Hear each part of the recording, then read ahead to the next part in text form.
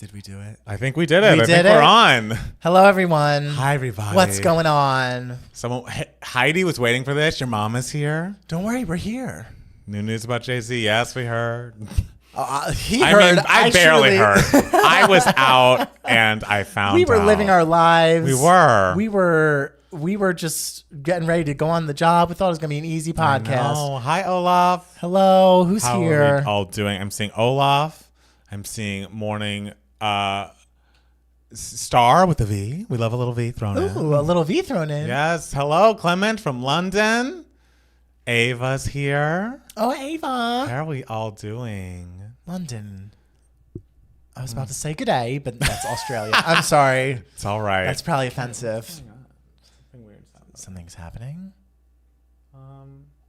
Okay, it's kind of working. We'll see how it goes. As long as it kind of works, it's fine. Hello, Montrez, Jay. Hi, Jay, Montrez, Oh, Ashley. Jay, we need some information from you. No, we don't. Last show of Eras is tonight. Oh, is it? Apparently, yeah. Oh, God, all this shit's happening tonight. Award season starts. Golden Globe nominations tomorrow. Yeah, and we had Boston Film Critics Awards today. Of the awards, LA are you Film interested in the ones we're getting so far? Of course, they're very interesting. Yeah, I'm really into the winners. Really interesting winners all around. But we don't need to talk about that. Anyone else's? There's a trillion critics awards. Yeah, so. give it a second. The streams was being a little fussy, but we're gonna make it work. Hello, pretty people. Hi. So how are we feeling? How are we doing? Paste. Let's go. All right. I mean, it's been a lovely weekend. I had a great weekend. I had a lovely weekend as well. Yes, I'm excited to had a go lovely day. over it with all of you. Yeah, talk about the good things. Yes, the good parts. Look at us in our blue knit. Yeah, we look ensembles. cute. We look We cute. kind of match. Yes, Although yes. in this screen, mine kind of looks all green. Looks a little green. Yeah, it does have a green moment to it. This is green, but like this is blue, but it looks still a little green. I like on it the screen. I Maybe like because it. yours is so. Yeah, blue So comparatively. blue. Yes. Hi, Melanie. Oh. I don't That's know. the feeling when we had light news to talk about. What articles this week. should we watch? Read about this. I mean, the thing is, I don't know if there's much. I don't know. I'm gonna look. Keep an eye out. I'll keep an eye out. We're here in the meantime. Eras tour started March 2023, ends December. Crazy Hope she announces something tour related, like a documentary. That could be fun. That could be It fun. has come to my attention that Lotus is far and away Christina's worst album. Holy smokes, talk about a low point. Wow. It's the most corporate, uninspired nonsense other than Let There Be Love. It's a dump. Wow. Tell us how you really feel, Ruben. You like Lotus, don't you? I like You're Lotus. a Lotus apologist. I am a Lotus apologist. I would prefer Lotus over... what was her album before? Bionic? Other Bionic, absolutely. Oh, thank you, Gar. That's so nice. The lights are back up. Lights are back up. Yeah. Apparently, there's a pin. There's pins. Yes, I've It's not taped. They've Tape been does not work. clipped onto the mirror instead of tried to be taped onto the mirror, and so that works better. I'm gonna be watching the last live stream of the Eras tour tonight. After this, loved your wicked reaction. Oh, thank you. No, it was nice to do that. Everyone, it's Wicked Era. It was a lot of Wicked content is out there. I And know. Are we talking about Wicked today too? Is there anything? not we really. don't need What to. is we there? talk a lot about Wicked. It's doing well enough. Right. Hope Saturday night gets noms at the Golden Globes. It could. The sweaters are serving. Say Thank thank you, you. Isaac. Isaac, also, we didn't get to talk to you at the show. Isaac, where'd you go? You ran out on us. We saw you from the stage, but then I was like Cinderella. You were gone. You were gone, just like the audio from the podcast. Exactly. Disappeared. Maybe Isaac took the audio. He was the Grinch that stole the Oh audio. my God, you thieving piece of shit. No. Joining late. Love the holiday looks. Are we getting a Rosie by Rose album reaction soon? It's actually available now on Patreon. Yes. So it happened already. It's happened. See you on Patreon. Joining late. Oh, the holiday looks, yeah. Yes, a little holiday looks. Yeah, we had fun reacting to Rosie Yes. today, this week. I Not mean, today. Couple toxic weeks ago. till the end. I mean, I know Spoiler we said alert. it, but spoiler. alert. But everyone knows. Well, you know. It's objectively the Right, best like, song. you know. Yeah. I have tech this week and an audition this week. Oh, wow. Oh my God, audition for what? Y'all sweaters are sweatering. Thank you. Thank you. We're giving sweater tonight. Everything in this podcast today is just going to have an air of, It's just, it's just we don't know facts yet. We don't know. we read what we read. We're just doing what we can Yeah. here at Two Gay Mats. Didn't realize how much I streamed Espresso and Good Luck Babe until I saw my Spotify Wrapped. Yes, we'll talk about our Spotify Wrapped too. See, what happened there for us. Golden Globes tomorrow are the noms. Do you have any guesses for Golden Globes, Matt Steele? No. Wicked, right? Yes, musical Wicked. comedy. Yeah. I mean, I feel like all the movies that are expected to do well will do well. I feel like with the Golden Globes, especially like A Conclave will do really well. Yeah. I feel like Anora will do well. Movies that are coming out later, like maybe The Brutalist might not do as well because it hasn't been out yet. It's not out yet. But you saw that this week, didn't you? Well, we'll talk about it. We'll talk about it. Spoil Sorry, for the I hate people. to spoil. Sorry to spoil. The audition was for Singing in the Rain. Ooh. For what role? I don't know. Maybe the Gene. I want things to stop happening. I mean, it's sometimes I want fun things to happen. The world spins forward. Yes, and if they happen, that they're good. I agree. Or at least if things happen, they're good. Good things did happen. When? This week? Yeah. Yes, our Spotify Wraps. Yeah, Spotify Wrapped were good. Mats, have you watched Here? I loved it so much. I didn't get to see Here. Wait, what's Here?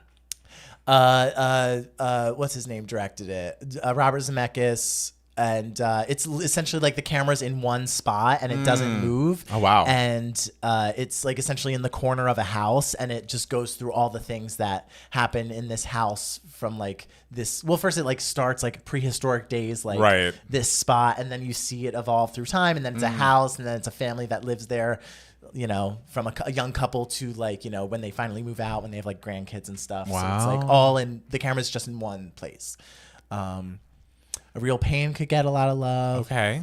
Short and Sweet or Emails I Can't Send. I mean, I love both, but you're saying emails? I'm saying Emails. Sorry, Short and Sweet. Short and Sweet was great, but Email. It's very close for me, but I think I'm going to say Short and Sweet. I will say maybe Short and Sweet is the easier one to listen through all the way. Yeah. But I'm just going to say Emails just because it's got the passion. I mean, Because I Like the Boy is the best song on both of them, in my opinion. Like, across all those albums. Yeah. I love that song. Hey, guys, have you seen The Wild Robot? I haven't. I hear it's really great. I've heard it's great. Yeah. I have only heard good things about it. Going in for Cosmo. Oh, I'd love to play Cosmo. Is that Cosmo Kramer from Seinfeld? No. It's Roland Singing in the Rain. I use Apple Music instead of Spotify. Oh, I see. I was listening to Olivia a lot this week, and hot take, Olivia has the best two first albums out of any artist in a long time. Hey, Matt Steele agrees with you. You put her in. I'm not disagreeing with that. Because people are still getting mad at you for putting her in the top. Listen, 10. I prefaced that spot by you saying this slot is entirely personal and objectively wrong. Right. In terms of the, like, if we're totally, like, if we were Billboard scholars. Yes. But I was like, fuck it. I'm going to put a person who I personally really like. I think that's fair. And I said Mariah Carey and didn't apologize once. Not once. Yeah, exactly. He put Mariah Carey as number 10, okay? Hey, I mean, biggest song of the decade. In the aughts, let's be serious. Steele, if you liked Brutalist, did you like another film of Corbet's Vox Lux? I think Vox Lux is great. And I think it did not get enough attention in 2018. Wait, do you think that I would hate Vox Lux or that I would hate The Brutalist? I think Ben thinks I'd hate one of them. Vox Lux starts off a little violent. Oh. So just like close your eyes for the first like 10 minutes. Yes. And then I think you'd be kind of into it. Okay. Yeah, I think you'd be kind of into it. I can do that. The Brutalist, I think you would be into The Brutalist if you watched it in several parts. Okay. All right. Yes. I can do that. I can take a break. Take a break. I'm all the way through. Isn't it like 5 hours or something? That doesn't sound fun to me. Manifesting Ari winning Best Supporting Actress at the Oscars for Wicked and Cynthia winning Best Actress for Part 2. Oh, but I thought the whole thing was the overacting you'd love, though. I thought the whole thing was that Cynthia was going to be up for Best Supporting in Part 2 and Ariana was going to be up for Best Actress. That's not official. But like that's kind of like what I'm thinking might happen. Yeah. Like for Part 2, they could switch and Cynthia would be supporting and Ari might be lead. I've been listening to Billboard's podcast about the top 25 pop stars. Oh, they have like a whole podcast. Oh, I didn't know. And also, wait, Ben, going back to your comment, why would I enjoy overacting? Do I like overacting? Where is there overacting? I don't know. He said in Vox Lux. In Vox Lux? Oh, I think it's Natalie Portman's best performance. Oh. But I mean, she's also supposed to be a crazy like over the diva, top. over the top. I love her performance in that movie. Yeah, I do love a big diva. I can't watch movies longer than 2.5 hours. I get dehydrated too quickly. I get that. You're right. So bring some water with you. Have you seen Moana 2 yet? Heard it's not the best. I haven't. Yeah. I haven't seen Moana 1 yet. Oh, really? Which it's I great. Oh, it's so good. I should. Yeah, it's nice. Yeah, but I think I'll wait until Moana 2's on streaming. Just because, like, to me, if the reviews are like, the music's not great, that's like, well, then what are we doing? Like, I don't understand. Well, but did you hear the music? You might like it. Maybe. My coworker saw it. He said he really loved it. Yeah? So do you trust his taste? That took too long. I trust his taste. Yeah. Yeah. I trust his taste enough. I wouldn't say he has bad taste. Right. Does he have two gay Matt's taste? Oh. No. Steele should have gone to the Bach lookalike. I saw the guy that won, and I would not have beat him. Really? The guy that won looks like Ethan Slater. Not just like his hair is not as red, but like the face looks like Ethan Slater, and I'm like, I would not have. If I won over this guy, I would be like, you're just looking at the hair, which is not fair. Oh, these lookalike contests keep popping up. Also, when you have like curly red hair, people are like, oh, you look exactly like this other person just with red hair. And it's like, you're just looking at the hair. Like, you can't just say that all redheads look the same. I mean, as a black person, I understand the point. I'm waiting to see Gladiator 2 on streaming, even though my favorite human, Pedro Pascal, is in it. Oh, why are you waiting? Go support your man. How'd you like Pedro Pascal in the film? He's great. Great. Yeah. Everyone's good in it. All right. I'm waiting for Moana 2 to go on streaming because I'm not a fan of the streaming show to film Pipeline animated by their non-unionized Vancouver studio. I did hear weird stuff about that apparently the people that worked on it on like streaming series contracts and have not been bumped up as far as like pay scale for writing a fucking movie. Oh, shit. Which is very fucked up because especially it's like, Disney, you have so much money. Just pay these people. It was like how they laid off a bunch of animators right after Inside Out 2, I think, was done. So they don't have to like... Oh, my God. Now that movie's made so much money for this company. That's awful. I know. Bill made a great decision and picked Beyonce. If Matt Steele says I should check it out, I will check it out. Oh, that's nice. The power I have. Best and worst, best picture in the last 10 years. I'm just going to give you best. Because you don't want to be nasty? No. You have a worst, though. Kind of, okay. Maybe, but like I do like all the winners of the last 10 years. So are we saying from 2013? Oh, are you going to? Okay, you're gonna look at the list. I mean, you keep talking and I'll go through it in my head. Okay. The Assassin even got a look-like contest. I saw that. Another story that like I'm not talking about because I don't know enough about it, but I feel like I have to talk about the Jay-Z one, even though I don't know a lot about it because seems more pop culture than the assassination thing, which like. Don't kill people. So excited for Nosferatu. I think technically the best picture winner of the last 10 years is Parasite. I loved Parasite. Ooh, that was a film. But then there's also, to me, like Moonlight and Everything Everywhere All at Once could slip into that spot for me. Great choices. I like all those movies. But I do love Birdman. I just love cinema, guys. I mean, Nomadland. I love Nomadland. I can't decide. I feel like I watched Nomadland, but I don't know that I had a huge reaction to it either way. I was like, oh yeah. It was a weird time. Yeah. Because you had to watch all the Best Picture nominees on your television. Yes. But I loved it. Steele, I was stalking your IMDb recently, and I was born June 17th. We are 10 years apart, almost to the date. My grandmother was born June 17th. Oh, really? Yeah. So she was born 1920. Wow. So you're younger than her. 78 years to the date from my grandmother. I completely agree. Parasite, Moonlight, and Everything Everywhere All at Once. Absolutely. But then there's Oppenheimer. It's hard, guys. I never saw Oppenheimer. It's a moment. Like it's you watch the entire thing and you're just like, I don't know if I understood all of it, but I know it was brilliant. And so you have to see it again. It's long, yes? It's quite long. Yeah. It's like 3 hours and like 15 minutes maybe. Okay. That third act though is amazing. So good. Wow. Yeah. Yeah, Gemini. Why did you strongly dislike Nomadland? No, I thought Nomadland was beautiful. I think it was like the perfect Best Picture winner for that time. Okay. Like at a time when we were all just like in our homes. And like it's a very, I like that crop of Best Picture nominees I think is really interesting because it's a lot of quiet, small movies. Yeah. Palmer and I are millennial and Gen Z Tauruses. Yes, we love Taurus. Horns up, Taurus. Do people say that? Taurus eye. I don't think so. No. You can. I think I should. I say the worst is that Missouri Billboards movie. That didn't win Best Picture. Oh, it didn't? Okay. Yeah. That was The Shape of Water beat the 3 Billboards. If anyone wants to know my least favorite Best Picture. It's sweet and beautiful. I hated that. Like, like we get it. You're fucking a fish. Like, what are we talking about? Sometimes you fall in love with a fish. I don't.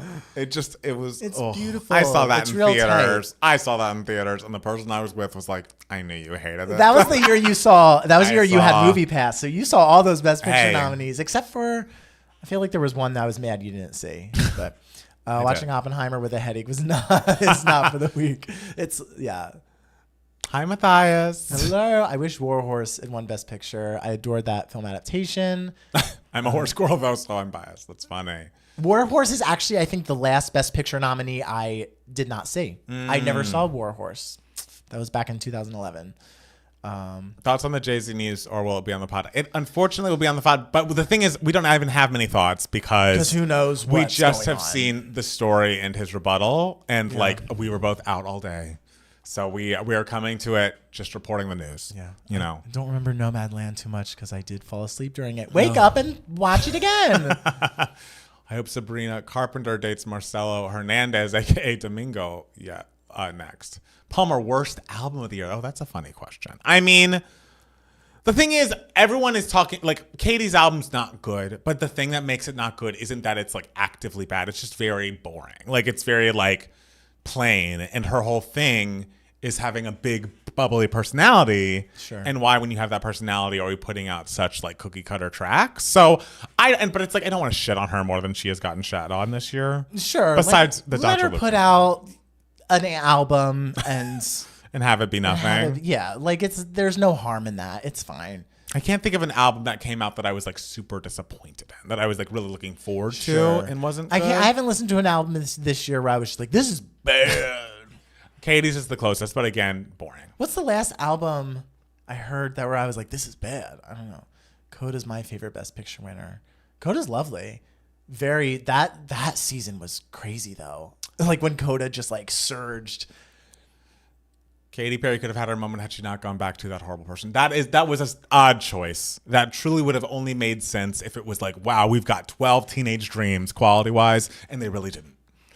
If you ask me, we should just throw all the Oscars at Possession. I don't know Possession. Possession, like the 1974 movie? I assume not. Isabella Johnny? Is it her? Where she's screaming in the subway station? Camila Cabello's most recent album is not great. Well, we're listening to We're it about to listen to it. We're about this week for Patreon, yes. And we're listening to the like Miami Deluxe edition or whatever. Miami Deluxe. She put out a Miami version at some point that we're supposed to listen to. Do you think it'll cover that song from the Golden Girls episode where they write the song that's like, Miami, Miami, you've got style. Blue sky, sunshine, white sand by the mile. Oh, sorry, Magic City edition, not Miami. I got the M right. How do you confuse Miami and Magic City? It's the M, and Miami's a city. A city, sure. Potato, potato. Oh my God, I love you guys. You reached me here in the Philippines. Hello. Oh my gosh, Lynn. The Parasite Oscars moment is iconic. Like, what a season. Like, all the Best Picture nominees that year were bangers. I think it's uniformly agreed on that 2019 was, like, the best year for movies in the 2010s. Right. On Billboard's Katy Perry podcast, they said Teenage Dream is her legacy, and I agree.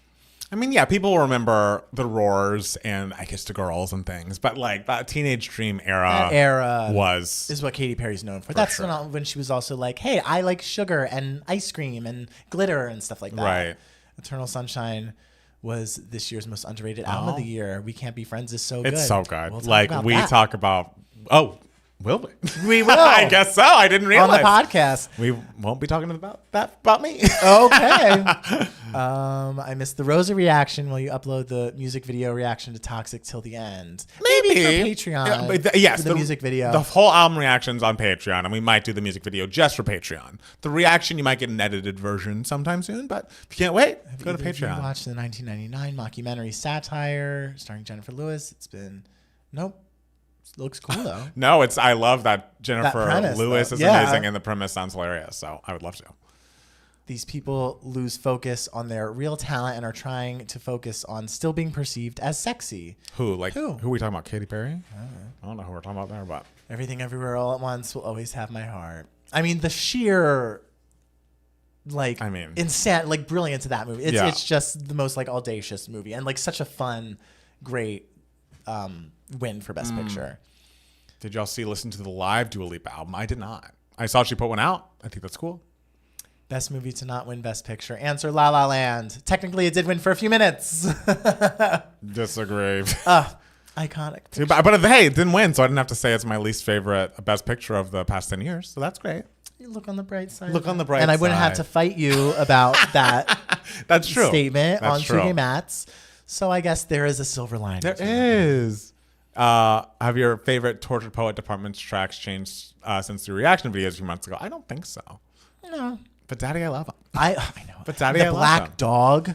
Classic. How dare you I not know. start the album with know. that? How dare you start the album with fucking Fortnite? Taylor, we love you. We do. The Black Dog is an opener. Absolutely. And not an opener for a second half. An opener for an era. I'm furious about that because I listened to my version of Torture Poets yesterday. Oh, did you? And the Black Dog starts it, and I'm like, it's classic. Mariah about to go number one again. I love to see it. Hello, it's Alida or Atia in Indonesia. Oh, hi. That's so cool. Yeah, I'm hoping by the time we put this podcast out on Palmer, La La Land is amazing. Another Day of Sun tonight. There's no song or performance vocally in that movie that's a 10 out of 10. That it's movie, all 10 out of 10. And it's also just thematically brilliant. Annoying. It's brilliant. It is a movie that I was sick of before I was done with it. You know what? I just don't think you get it. I got it. No, I got it. No, you didn't. I got it. Another Day of Sun, literally, my life changed in the movie theater sitting there. I was like, wait. Wait a minute. I'm not ready for this. Mm-hmm. If Steele can get away with should have won Best Picture bracket, he will do it. Ooh. Lord. My job plays, but Daddy, I love him a lot. Where do you work? I know. I want to go to that store. I want to go wherever you go. My job plays the album tracks on Torture Poets Department. I'm like, really? This song? Why do they play album tracks? I mean, they're all album tracks because wasn't Fortnite the only one that got a single treatment? But they play songs that did not make my cut. That other song, Can Do It With a Broken Heart. Got a tour video. It plays that too. That's a great great song. song. Yeah. That's on. She also could have opened the album with "My Boy Only Breaks His Favorite Toys" because the first lyric is "Here we go again." Oh, that's good. I love that song. That's a great song. That's a very good song. And no one talks about it enough. Black Dog is absolutely a standout track. My first listen, I've grown to love. I Look in People's Windows. I Look in People's Windows. Song. If La La Land the last big movie musical? Not based on Broadway. I mean, Amelia Perez is. Yeah, there's Amelia Perez. There's The Greatest Showman. Another bad movie. Cyrano was not on Broadway, but I know what you mean. It's you mean based on a already stage musical, which Cyrano was. But yeah, Amelia Perez is not based on a stage show. And the movie Annette, which came out 2 years ago, is not. Yeah, there's a bunch of them out there. La La Land was the one with I was about to say with the biggest budget, but then I forgot about Greatest Showman. I think I Can Do It With a Broken Heart is the most overrated song in Tortured Poets. Interesting. I like it. I think it's it's not it's you can tell it's it wasn't created in they just didn't take a huge amount of time with it, but that's why I like it. It's very simple and it works so well. It's a simple concept. Right. Put an amazing fucking beat behind it, and I moved. It's very easy. An interesting song. So what I'm getting, Palmer, is that you hate Pasek and Paul. Hey, Waving through a window is excellent. Yeah, you like Dear Evan Hansen. I feel like you like the score of Dear Evan Hansen more than I do. I think I do. Yeah. Because Words Fail is incredible. Yeah. For Forever, incredible. I love those songs and everything, but it's not my favorite, like, Pasek and Paul moment overall. Well, it is kind of hard to sit through as a black person. That's funny, hearing a white guy wax lyrical about jazz being a dying art. He's supposed to be annoying. Well, that's he did it. The point. Check. So you're saying it was successful. It's successful in making me hate it. Yes. If that was the goal, they did a beautiful job. That's the whole point. That prom musical. The prom musical is based on a show. Based on a it? Broadway show. Yeah, it's adapted from a Broadway show. Yeah. My job is only playing Christmas now, but they barely play All I Want for Christmas Is You. They play cover versions. Not okay. My job plays cover versions as well. Are you serious? They don't play the original? Yeah. What's that about? Girl, I don't know. I don't make that. They're fucking trying. list. You know what? They're on Brenda's payroll, and I think it's time we fucking say it. I don't care. I care. Listening to a lot of Gracie Abrams lately. Speaking of Gracie Abrams, her father comes into my work sometimes. Yes. The music of Dear Evan Hansen is... See, I think the plot of Dear Evan Hansen is what's so great about the show. Like, I think it's a really interesting story. And the way it was, like, done on stage, like, looks really interesting. Like, visually was really cool. Or from what I've seen of it, I've never seen the actual stage show live. But I love the story of it. Do you like Annette? Annette is... What's Annette? Cool and interesting. Annette, it came out like 2 years ago. It's, what's his name? Adam, big guy from Girls.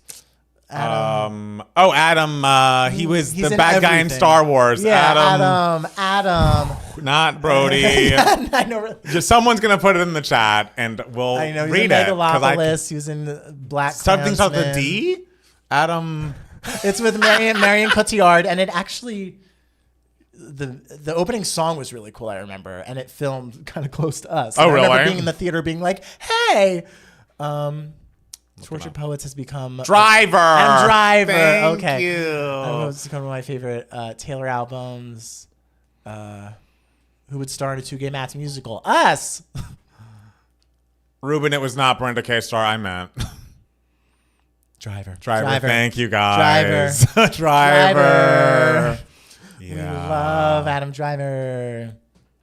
I thought it was an interesting moment when he was in everything. I feel like maybe the moment's passed a little bit. I feel like he's in a more normal amount of films these days. There was a moment in like 2 years where it was like, Adam Driver's in everything, which made me wonder, like, how is he the breakout star from the show Girls? I mean, I see the actress that played Shoshana and things, but not enough. And I want to see fucking Brian whatever's daughter in more things. I like her too. And Get Out. What's her name? Oh yeah, she was in Peter Pan. Yes. We don't know anyone's names. I know. Our brains are fried, guys. It is the end of the year. Yes. Dear Evan Hansen album came out when I was in my BFA program. Had us tenors in a choke. Oh, I'm sure. If you were a musical theater major in college when that came out. Oh my God. Oh God. It's like, this is what you need to be singing. Yes. Brenda Lee's payola needs to be investigated. She needs to be handled now. Sound like me on Discord. My stream was behind, and so I was confused why everyone started typing Driver. Yes. The irony that a man is the breakout star of a show called Girls. Oh well. He's Allison Williams. Big and broody. Allison Williams. Yes. I like her. She's a good actress. And she's also one of those people whenever they're like, so you're a Nepo baby. She's just like, I am. She's like, yeah. I am. She's like, yeah. Who got mad about it this week? Some old guy who's a Nepo baby. Michael Douglas? I don't know. I didn't see Because anything about Kirk that. Douglas is his dad, right? Yeah, Michael. Yeah. So he got mad Michael's about a little Nepo-y. Well, get over it. Get out of here, you little Nepo. I like Michael Douglas. I need Hadestown to become the musical of the 2020s, please. I saw Hadestown. The musical of the 2020. Oh, you mean like movie musical? Oh, become a movie musical. Become a Okay, movie sure. musical? Yeah. It could be a cool movie musical. Yeah, if y'all want to see it. Yeah, because it didn't come out in the 2020s. It came out in 2019. But I'm pretty sure Wicked's going to be the, if we're going to say like the most popular movie musical. Most popular, yes. Yes. Oh, what musical do you wish your high school did? Good question. I don't know. I remember going up to my music like choir teacher and being like, I really want to do Follies next year. And she was like, what? That's funny. And I was like, yeah, I think it'd be a really good choice. And she was like, we're not doing that. And she was like, I don't even know what that is. But we're not doing that. And I was like, oh, please. Did you do it? No. We do follies. Let's see if she softened. No. And then she like went to me the next day. She's like, so I looked up that show, Fosse, and it's a dance show. And I'm like, no, follies. She didn't get it. Thoughts on Lea Salonga. Queen, icon, legend. Amazing. Love her. And so sweet. I met her. Oh, I love that. Much shorter than I thought she would be. Oh, wow. There you go. She's teeny tiny. Super talented. I wish they'd bring back live TV musical specials. Some of them were fun. What was the last one? Annie? Maybe Annie. Yo, I was thinking back to the Sound of Music Live and how insane that was one of the most insane nights of social media in history. It was. Like truly. And we were all so mean. And everyone was just okay with everyone being horrible. But we were all just like, it's kind of fun to like, but like I'm looking back on it, it's like, God, we were all assholes. Right. Because it also was like, it wasn't like, oh, people are watching Scandal and live tweeting it. We're talking about like, oh my God, Viola Davis's character is being such an XYZ. This was like, oh, that was How to Get Away with Murder. Well, whatever. Kerry Washington's character or such like that. It's like, no, we're just talking about Kerry Washington or Carrie Underwood's performance, like the actual person. As it's happening. I know, as it's happening. Like they're all still doing it. And it's like, they like probably worked so hard to like do this thing. Yes. And it was like, you know, the first time in a while anything like that has happened. So like, I'm thinking back and I'm just like, they were probably so furious that like they put all this work into this thing and like was it perfect? No, but I bet they weren't that furious because people were watching. People were watching. They were fine. Yeah, they were fine. I look back on it and I'm just like, we can all look inward and realize that we were all. Were you tweeting assholes. Mean shit? I did not. Oh, well, there you go. I bet I was reading it and just like reading it and giggling. They should do a La La Land live TV. Absolutely not. I don't want that. I don't want a La La Land stage version. That is a movie. I don't want a La La Land anything. We are all La La Land we should about. have a live watch party. Kill me. What are the odds Reputation Taylor's version gets announced tonight at Taylor's last show? Stranger things have happened. Yeah. Is Wicked the best movie of the year so far for both of you? I think for me, yes. It's not my number one. Yeah, I think I would say it's in my top 10 though. It's my number one. I think my following is Challengers, number 2. Those are the only 2 movies you saw. They were great. And they were great. Both good choices. Yes, though. thank you. What's really interesting is the attorney presenting the extortion or civil case has his own sexual assault allegations. Oh, okay. I'm exhausted already.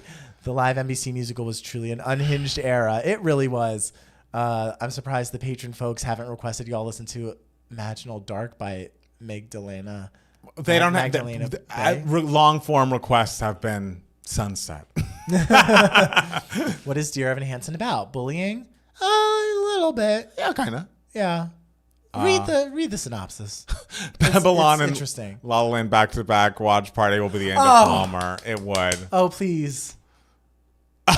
Palmer is losing my trust with his La La Land opinions. Olaf, right back at you, babe. That movie is bad, and I'm not the only one who thinks Everyone that. vote below. The movie's brilliant. You could feel however you want to feel. Movie of the 2010s, baby. Movie version or Broadway version of Newsies. Thoughts? Movie version 100,000 million%. Sorry, Broadway gays. Wow, I thought you were a Broadway gay. That's kind of your role on the show. Movie version of Newsies, always. The Substance of Wicked are my 2 favorite movies of the year. Oh, I was too scared to watch. Oh, Quex is here. Hi, the Quex. Now that I'm thinking about it, I think you should see The Substance. It was too scary. It's Body not horror. Scary. It's just like that. Okay, that's. But like, I just want to see your reaction to it. Like that would be if we had a reaction video to you watching The Substance. People would love it. But like, I love it. What about my well-being? Sometimes you gotta suffer for your art, okay? I've suffered enough. La La Land was a beautifully done movie. Has anything else been done similar since? I mean, similar in what way? There have been other beautiful movies. Substance should have been a musical. Oh my God. You must force Matt Palmer to watch The Substance. City of Stars, a beautiful song? Huh? City of Stars. I love the duet version of City of Stars. I like the mute It's version. not my favorite song in that movie though. But I do love City of Stars. I do not. I do not. The Substance, the musical. No. Yes. Come on. Steele's movie greater than Broadway. Would you say that about yourself?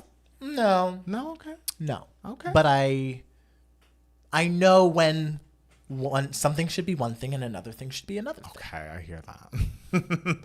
Just watch a censored version of The Substance. Okay. I've come to realize I have similar taste with Steel because Babylon and La La Land are 10 out of 10. Yes, Olaf. Oh, glad someone agrees with you. Do you like Funny Girl movie? Classic. I mean, Haven't the seen. star is Barbara Streisand's performance of that movie. And some really fantastic songs in Funny Girl. I think Funny Girl as a whole is a little long, but I mean, you can't deny how great I'm the Greatest Star, music that makes me dance, Don't Rain on My Parade, like classics. And I told you when I saw it in the theater, and we had such a good Barbara. Oh, sure. Icon. Just listen to the movie and let Steele explain what's happening. That's funny. The movie is literally all like music, though. There's very little dialogue in the substance. What'd you guys think of In the Heights? Love In the Heights. Thought the movie, I'm sad the movie didn't do better, but I mean, it was 2021. People weren't seeing movies as well. Dune 2, yes, Tyler. Palmer, I'm shocked at your thoughts. Wait, what is Damien Chazelle threatening to do next? Nothing. He's trying to get someone to fund something after Babylon. Girl, you can have my savings. Still need to see Moana 2. If it weren't for the male lead, West Side Story 2021 would be one of the best musical movie adaptations. I mean, it is. It is. There we go again. All right, should we? You should have been Bach for real. Oh, that's nice. Thank you so much. But we like Ethan. He did a good job. Yeah, go Ethan. What did you guys think of the live action Snow White movie? It's coming out in a few months. I want to hear your take. Live action Disney stuff. Hope everyone gets paid. Okay. Are we ready to start doing the podcast for real? Sure. Let's do it. Well, just when we thought we could end the year with some easy, lighthearted news, right. I walk into Matt Palmer's apartment, and he looks like someone's died. And I'm like, what? And he tells me just what happened, what I guess we'll talk about a little bit, even though we don't have much information. We don't. Because we were both out.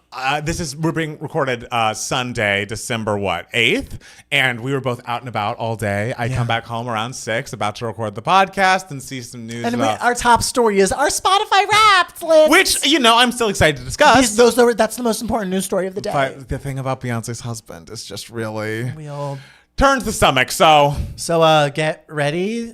We'll talk about fun shit too, but just warning. Hang on, guys. Yeah, don't hang up. This is a fun podcast. It is. Okay, wait. Let me do a little ad. Oh, God, I don't even know. Can I do ads? What did I do this week? Shoot, I actually don't know if I can do ads because of this weird thing. It's not working. Oh no. Let's see if it works. Didn't I already do this stuff? Okay, there we go. Oh, there we go. We got an ad. Gonna throw an ad in. Millions of dollars we just made right now. No Christmas light falling this week. See, it's up and running. Not yet, girl. You say something in this podcast negative about Beyonce. I mean, we're not saying anything people might come and rip those lights down. We're not saying anything negative about Beyonce. No, we cannot. Lord. It's going to be a hard Yeah, what did you do this week? I'm going to ask you that question very soon. God, Hope you know. Oh, God. Oh, those mics are really necessary, OMG. Hey, we don't always come prepared. Like, I don't know that I have Give Me Moments this week. I have two. Okay. Kind of. We only have one email my heart, I think. Oh, good. So. I mean, I saw... Well, I will talk about it. Okay. Okay, do you want to start? No, baby, you start. Okay. This is all you.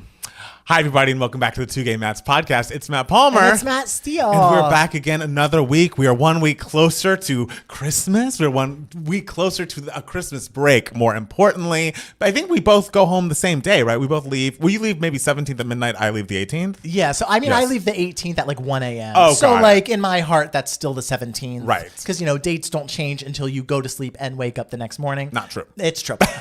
So and all day the 17th, I'll be like, I'm leaving. So it's in my heart, I'm leaving on the 17th and then I come back January 2nd. That's amazing. Yeah, no, I leave the 18th, but I come back just the 23rd because we're spending Christmas in LA with Jackson's family this year because it's his year. And so yeah, I'll be around, but that week, that 22nd, the Sunday, and 23rd, the Monday, there will be no. Oh, actually, I have an idea about something we could put out. Okay. That's like a podcast, but in quotes, a podcast in quotes, but we won't be like live streaming and all of that. But you might get new content from us. But if you don't get mad because there should be rest for the wicked yes. over Christmas. Yes, exactly, guys. Because let me tell you, in 2024. We worked. We really did. We did some shit. And we did more shit in this past month than I was expecting that we do. Yep. But it was a good idea. I feel like people are really enjoying our wicked thoughts and opinions. And people, saw us last Thursday night on Twitch reviewing and reacting to the new Rosé album, Rosie. She's from Blackpink. That album is great. Toxic Till the End is the standout, just if you are wondering. Oh my God. A song. A classic that we all should be listening to. But Matt Steele. Yes. How was your week? My week was good. Yes. I was able to tell my brother, I know what I want for Christmas. Because he's always like, what do you want? What do you want? What do you want? And I'm like, I don't know. Because I don't like acquiring stuff. I know. And so I told him, I was like, you know what you can do? You can revamp my website. You can make, because I have like an actor website, and let me tell you, it has not been revamped since like 2013. Wow. Like the board, the like head, the banner on top is literally me from like 2011. Wow. Like doing these like little cartwheels and everything. It's like, I think it's time to become an adult. And the pictures that will be on the website are a little cartwheely-esque, but a little more adult cartwheels. Are there pictures I've seen? Are these pictures? Well, some of them. The thing is, so a lot of this week I was acquiring pictures, like because it's the website's now because I do more because as time has gone on, I've stretched my artistic muscles. Yes, it's like there's going to be an actor section, there's going to be the writer, producer, director section, and there's going to be a 2Gay Matt's online personality section. So it's like okay, I have to like give a Dropbox of all these pictures. Like what are the acting pictures? What are the pictures of me on set, like directing or blah blah blah. What are the 2Gay Matt's pictures? So, and like personality pictures. Yeah. And a lot of the personality pictures I sent him were pictures we took on our photo shoot with my friend Arthur, who's a great photographer. And so used a lot of those. But, it's like I wanted to organize them and label like what everything was. For him. So a lot of that was that. This week, I also saw a screening for a film, which we'll talk about a little later. All right. I went with my friend Lauren. Yes. And it was a long night. I love that. And I'll tell you why during the Giving Me Moments section. Great. And then Thursday, I went up to the Valley, watched a little bit. Me and my friend Arthur, speaking of Arthur again, we watched Top Model together. We both love Top Model. So we're binging the final cycle 24. Yes. He's also your Big Brother friend, yeah? Yeah, he loves Big Brother, loves Top Model. And so we're making our way through cycle 24, which is Top Model is, I know, like, there are issues. Oh, there are issues. There are issues, but, like, it is the epitome of reality television in a nutshell. All right. Like, it is a show that you're watching it, half hating yourself, half loving yourself, and it's just always a wild time. Like, there's this girl on there this season. This was filmed in 2017, the last season, and so there's this model named Liberty, and it's 2017, so it was a certain time things were happening, and the first episode she's just like, well, I'm actually a Trump supporter, and da-da-da-da-da, and she like says that to the girls and everything, and the girls are like, oh my god, and so that's her plot line throughout the entire season is that Liberty voted for Trump. Great. And so you know how they have makeovers every second episode or whatever. And Tyra has a little catchphrase to explain what each makeover is. Tyra's catchphrase, she's a blonde, and Tyra's catchphrase for her was, Liberty, because you voted red, you're going red. And they dyed her hair red. Like, it's like, it is the tackiest, most insane, it remains the tackiest, most insane show ever. Had a great time. and later Thursday, I went up, hung out with my friend Megan for a little bit, and then listened to the Rosie album with you. And so it was a nice little week. What did you do? I love that. So on Friday, I went to our friends Natalia and Eric's house. We wanted to catch up with them because this upcoming weekend, they're having a holiday party that we unfortunately are unable to attend because I have friends in town. It is my friend Thomas Davis, who you know from his incredible music. King of music, Thomas Davis. Thomas Davis. This is a friend that I have known since I was in 6th grade, and in high school I was getting into music production and songwriting and everything, and we both were giant Mariah fans, and Thomas Davis wanted to make his own album, and so I produced tracks for him, and he wrote over them and sang over them, and man alive, they're excellent. Like truly, and these are just two gay boys making an album together in a way only two little gay teenagers could. Yes. Like living their full truth. Yes. Like the writing, the production, the vocal performance by Thomas Davis. It's just this teenager, and like just like every 5 seconds there's a and it's like yes. And it's also Mariah's Charm Bracelet era, so it's very like whispery throughout. As all albums should be. American Life by Madonna was out, so there's certainly like a rap that is very similar to the American Life rap. Like Pink had a song called Feel Good Time that inspired some of it. So it was a lot, and it's really wonderful, and so I can't wait to see him again. I might try to get him to do a Chatty Cathy's and listen through some of his old songs. Oh my god. We'll see if it happens, but like, AKA, long story short, Thomas is an icon. I can't wait to see him, and his husband Luke are in town, and we are going to get dinner, and then I'm going to hopefully get him in front of the red light, because the people need to know Thomas Davis. Because like, when I first met Thomas Davis in 6th grade, he was listening to Collective Soul, and he like, because his older brother was an inspiration, and I was like, oh baby, this is Mariah. Let me introduce you to music. This is what we should be listening to. And so, he's an icon. I can't wait to see him. But it'll unfortunately collide with a holiday party that I meant to go to. But then yesterday we didn't do too much. I, did a little bit of Christmas shopping because there are things I need to get for Jackson, things I need to get for my family. I've started acquiring those things. And I didn't get you anything. We are continuing our 11 years long tradition. This is the best type of relationship, guys. No, we don't do gifts. Yeah. Our gift is that we have built a business together, okay? Go to patreon.com/2gaymats if you want to support that business. But yeah, so I did that. And then on Saturday night, we also did more of the trimming of the tree because, we had our lights up but didn't have our ornaments on the tree. So the ornaments are now there. Is that what trimming means? In my head, yeah. In my head, trimming means you clip off branches. No one's... That's what fucking trimming means. I'm looking up trimming the tree. In my head, if you're actually trimming the tree, it means you're like putting shit on it. I mean, you also call stuffing dressing. So well, no, although you don't put your stuffing in the bird, so I guess it is dressing, right? The type you do. But I mean, I was raised on stovetop, so I guess I didn't stuff my stuffing in as no one really uses it as stuffing. Oh, people do. You're put it trimming and decorating the tree, so maybe it is a little bit of both. But there's also the term pruning as well. Right. So in my head, when I hear trim the tree, I mean, you've got to be putting your ornaments, you got to be putting your lights, you got to get the tree ready for public consumption. I always call that decorating the tree. It's still the same. It's potato. Okay. All right. You know what? I would say vote below, but who gives a shit? That's the real question. Yeah. And so we did that on Saturday. And then Sunday, I went over to my friend Janie's house. And we had a very fun party where she basically was like, everyone needs... how was that? I couldn't go. I know. And it was like a knowledge sharing kind of party where like she invites all of her very cool friends over. And she's like, come with a PowerPoint presentation and like teach everyone who's here something that you are an expert in. Teach them about that. And so it was very cool. Jackson did one about creating crossword puzzles because he has done that and showed people how to do it, showed people what the rules are and like where the black spots need to go to make sure all the words fit and whether it needs to be themed or not themed depending on the day that it's going to be released in the New York Times. And I did one about us. I was like, if you want to see how Two Gay Mats does or does not make money, this is how many subscribers we have. This is how much money we get from YouTube. And this is why Patreon is our friend. Oh, that's so nice that you did one about us. I figured did. You would do like Vanderpump Rules.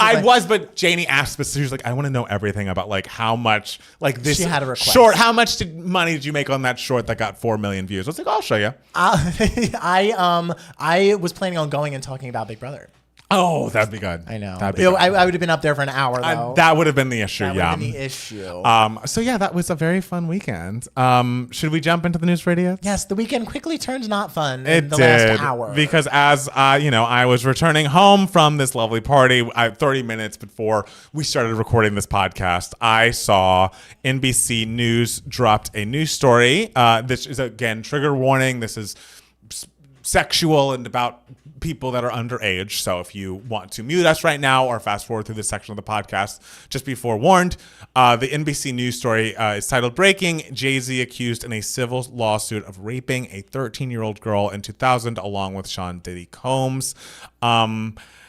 Basically, Jay-Z, the star rapper and entrepreneur whose real name is Sean Carter, was accused in a lawsuit of that. The anonymous accuser, identified only as Jane Doe, said the assault happened after she was driven to an MTV Video Music Awards after party. Jay-Z has since responded with a statement directed at the accuser's attorney, calling the suit a blackmail attempt. The accuser is anonymous. It goes on. Basically, he's saying this is blackmail. It says that, we are putting the word lawyer into quotes and not giving validity to this. I feel like historically on this podcast and as people, we believe victims. Absolutely. This is horrific.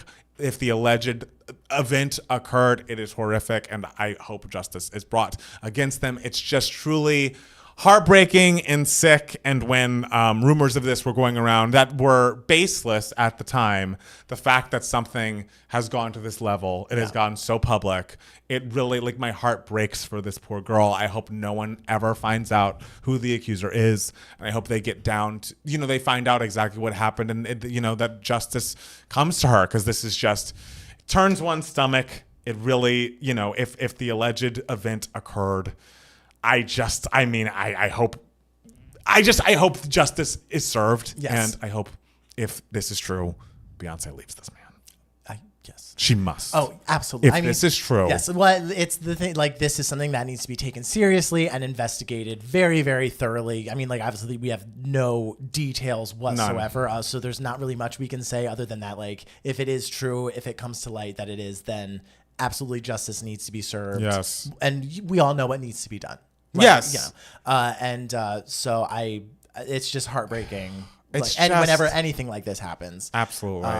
And it just goes back to what we would say about P. Diddy, about Harvey Weinstein. It's the fact that men of that era really believed they could get away with this kind of fucking horseshit. This is so disgusting.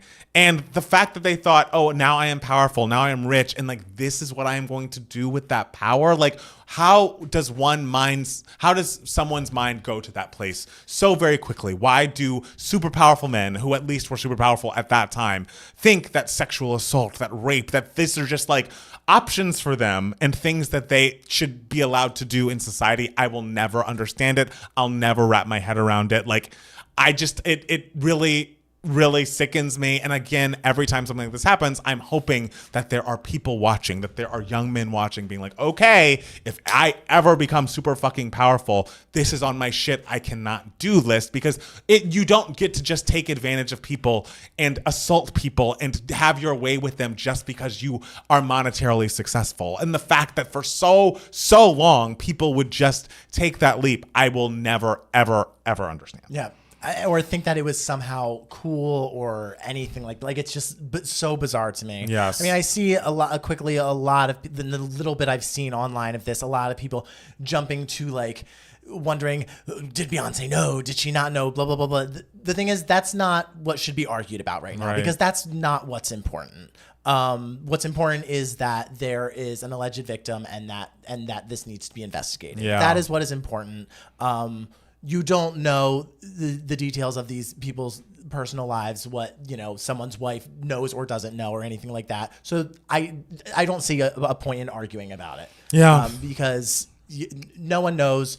You just need to let the investigation take its course, and that's all we as people can do. Right. It's just sad and sick. And if the alleged events occurred, I'm really, really heartbroken and disgusted and disappointed in this person who, I'm not a giant Jay-Z fan, but I expected better of him. And when people were just throwing his name out baselessly at the time when the Diddy stuff was coming around, I did defend it because it didn't seem based on reality. But this paints a very different color to that. So yeah, I'm disgusted, and I hope that this 13-year-old, who now is an adult, that justice is served for her, because no one deserves to go through something like that. Yeah. Okay. In other news, did you get your Spotify Wrapped? I got my Spotify It Wrapped. was finally the time that we were told by Spotify, hey, bitch, you're gay. And just like every other year, it was the wrong time. To not quote Mariah, it is not time. Every year we say this. Why is it first week of December? It should be at least third week of December when the year is truly almost over, because Lord knows in December we will get like one of the best songs of the year dropping, Toxic Till the End. Yes. And that I could run that ragged on my Spotify, but it won't be included in my very official, very important documented Spotify Wrapped. And I wonder, are they just trying to make sure that no one, like people's lists aren't clogged up with Christmas songs? Maybe. But like, whatever. Christmas music is music. Justice for Christmas music. I feel like people, Spotify included, discount it very often. And I think we should all say that Christmas music is music and deserves to be listed amongst the greats. Hey, Mariah might be number one next week, this time, Monday, with a Christmas song from 1994. That's called power. That's called influence. That's called real music. That's called music. That's called music. Yes. All right. All right. So are you prepared to list your top artists or top songs first? Sure. I'm also just going to do the same disclaimer that we always do. Yes. We are people who have to listen to music for a living now, because it's technically a living now for us. So we're not living off of it. We're not living off of it just yet. Yes. I would like to quit my restaurant job in 2025, even though I love everyone. I wanted to say I'm retiring from there. Thank you. So our Spotify, so sometimes my Spotify is a little skewed from that. For sure. Like we get patron requests where we have to listen and review albums, and sometimes I listen to those albums like 3 times. Yes. And suddenly in May and July, my number one listened to artist was Shauna. I loved that album. I mean, it was great. If you're a patron, you saw that video, but I was just like, I would never expect this would be one of my top listened to artists in the summer, but here we are. So go into this knowing that that's the case. Okay. All right. What are your top 5 artists are you doing first? I guess, let's do songs first. Okay. Because my songs, number 5 was by an artist that, just dropped her debut album last year, a Miss Chaperone's Hot to Go. Of course it was. Which, as much as I love Good Luck Babe, I love fucking Pink Pony Club. But HOTTOGO is my shit. Oh, shit. That was one of my songs of the year, so absolutely deserved to be in my top 5. At number 5, Chapel, I appreciate you and I adore you. Yeah, Hot to Go was like my number 8-ish. Okay. What was your number 5? My number 5 was a song that we fought about on 2 Gay Mats. Did I not like it? And let me tell you, it's a classic, guys, and it's from a movie. Stupid with Love. I didn't get it. Oh my God! The movie version was? Smart with Math. Matthew. Hey, a banger, guys. Do you listen to the movie version of that Mean Girl song more than the cast recording version? I did. That is wild. And I love that song on the cast recording, the original Broadway, but I did love that movie version. I thought it was sweet, simple, very true to the character. I loved it. We'll never agree on that. So, okay, good to know. Well, so then after number 5, my top 4 get a little singular. Okay. Number 4 is by a little known artist named Beyonce. Oh. And it is her cover of Blackbird by the Beatles. Interesting that. Oh, you just skip American Requiem, don't you? When you go to play that album. Who's to say what I do and do not skip? Okay. Of all openings to skip, damn. It's just... I don't dislike it. It's heavy. It's a heavy opener. Well, Blackbird is. But the transition from American Requiem into Blackbird is what I think is so beautiful. It is. It just is like it's a tough opener for me. Okay. What's your number 4? American Requiem.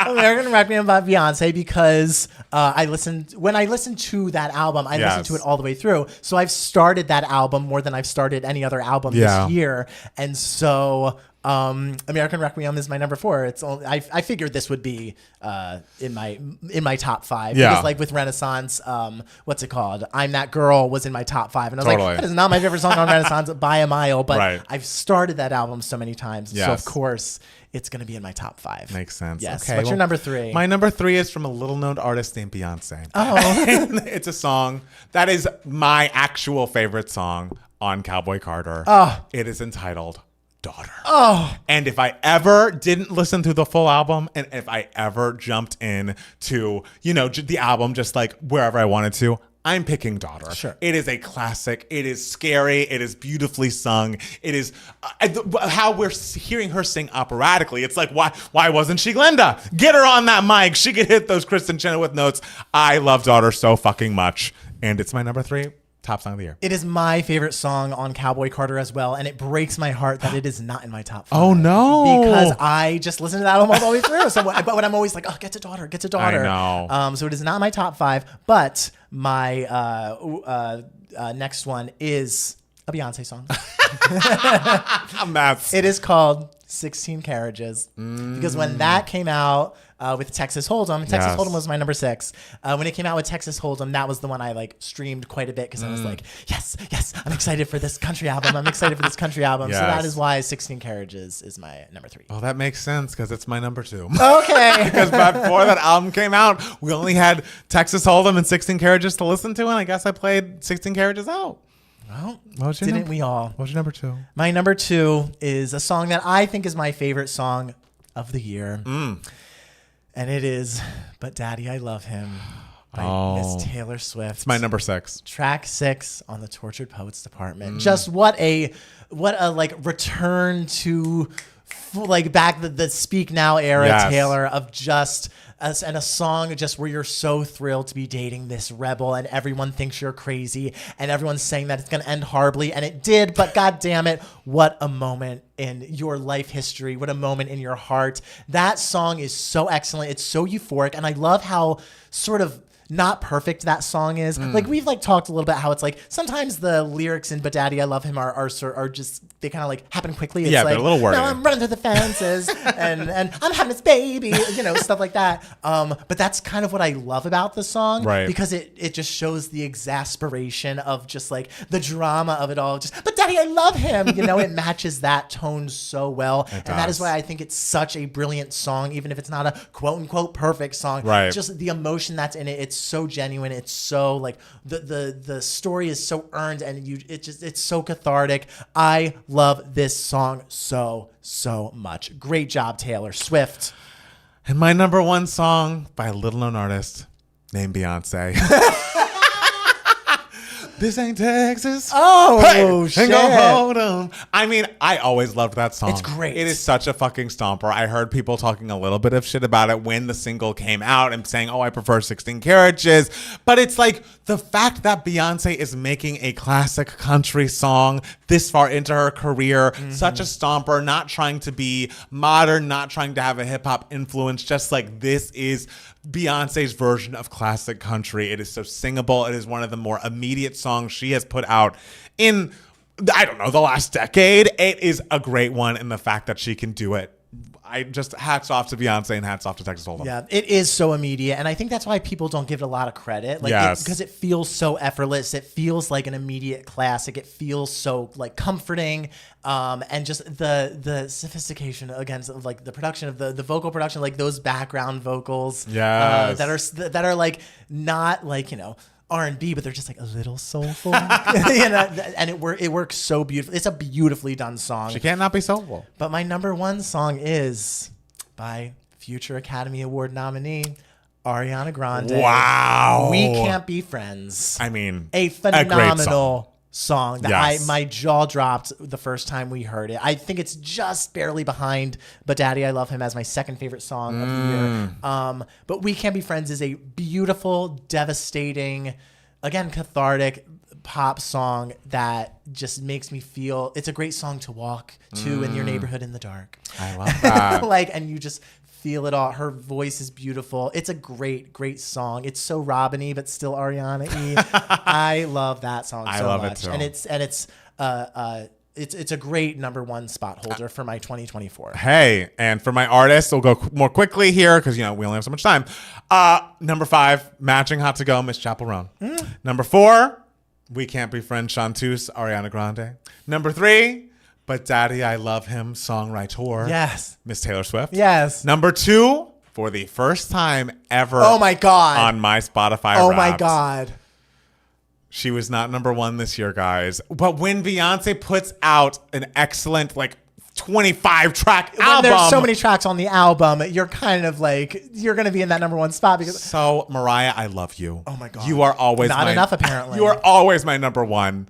But hopefully this lights a fire under her to put out some a new music, album and have it be 25 tracks. Yes, because I'm ready for that. Because you got my number 2, and I love you so much. And my number 1, the tyrant herself. Miss Beyonce. Oh, that should have been in my top 10. I don't know why it wasn't. And it should have been mine too. And also, I listened for 57,000 minutes, 57,281 minutes. Wow, I listened to 7,000 minutes. I listened a lot. And also, I mean, some of that was podcast too. Oh, okay. But go on. What is your top 5? Top 5 artist. Yes. Number 5, Maisie Peters. Number 4, Chappell Roan. Heard of her. Number 3, Janine Tesori. I was rocking that Carolina Change. I was rocking that Fun Home. I was rocking that Kimberly Akimbo. I was rocking that Thoroughly Modern Millie. I was rocking it all. Who I'd Be from Shrek. Iconic song. Okay. Love Janine Tesori. I love Janine Tesori. Number 2, Beyonce. Yes. And number 1, the number 2 greatest pop star of the 21st century, as some would say. Some would say. Taylor Swift. Wow, Taylor was number 1 for you. Yes, also she also released a very long album this year, longer than Beyonce's. Yes. But also remember in the beginning of the year when my friend Eileen was like, "Hey, can you make me a Taylor Swift playlist?" I do. So I had to listen to her through her entire discography like 2 times back in like March. Yes. To compile this brilliant list for her. So that is why I had no doubt Taylor would be my number 1 of this year, just because of that moment in history where I cultivated a playlist for my family. All right, that makes sense. So if you wanted to know about our Spotify Wrapped, here they are for you guys. That's what happened this year, and it was a good year for music. I enjoyed it. Good year for music. Yeah. I'm happy with my 2024 list, and hopefully 2025 is as promising and as many pop girlies can release as they did this past year. Because man, in the spring, they were dropping. Every 5 minutes a new album was dropping, and they were all like must listens. So iconic time, iconic year. Barry Keoghan and Sabrina Carpenter have announced their breakup. I thought this was established a while ago. I think they then got back together. Oh, and okay. So now they another whirl. In People magazine, they decided to take a break. The quote says they are both young and career focused, so they've decided to take a break. It then a rumor came out that Barry Keoghan allegedly cheated on Sabrina Carpenter with a porn star named Becky Hill. Apparently, she is an OnlyFans content creator, and she's a very popular social media star with over 4.3 million followers on TikTok. I don't know how this came about that it was her that cheated, but she, I think, also was reposting these stories on her TikTok, which seemingly were like, are you confirming this?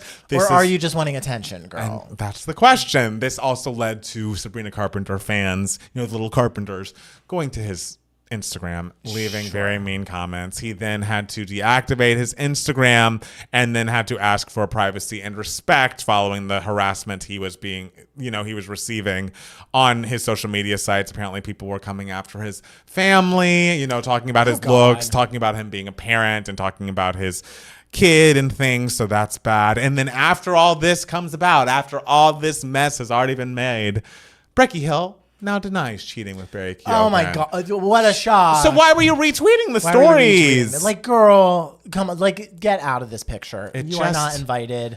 I'm happy it was confirmed that it didn't happen, that he didn't cheat on her, with her at least. Or, we'll never know if he cheated, period. So, like, stop worrying about it. Also, you don't know these people. That's another thing. I don't know these people. It's the end of the year and emotions are high. I'd like to recommend. We've had a rough end of the year. We have. And let's recommend like not going into celebrities' comments and leaving nasty ones defending someone you also don't know. Like, I get it. Write in your journal, start a podcast, talk shit there. But like to go to their actual social media and like harass them feels like a bridge too far. Even if it's like, yeah, I don't condone cheating, but it's also like, well, if my boyfriend cheated, I'd get mad at him. But since I don't know Sabrina Carpenter or Barry Keoghan, I'll have my feelings. Yeah. And then I'll wish them the best from afar. Wish them the best. Wish them the best from afar. We'll probably never meet these people. Yeah, you never know. I could act opposite Barry Keoghan. And this time next year, we'll have 100,000 followers. Maybe Sabrina Carpenter will come on. Oh, yes. This Laura Benanti quote. Oh, yes. Speaking of, I know we just told everyone to stop talking shit, but like this shit talking. This shit talking is great. So Laura Benanti was on a podcast herself. I believe she was on the That's a Gay Ass podcast, which like cool name. We love gay podcasts out there. Apparently the host reached out and asked like, okay, you worked with Levi.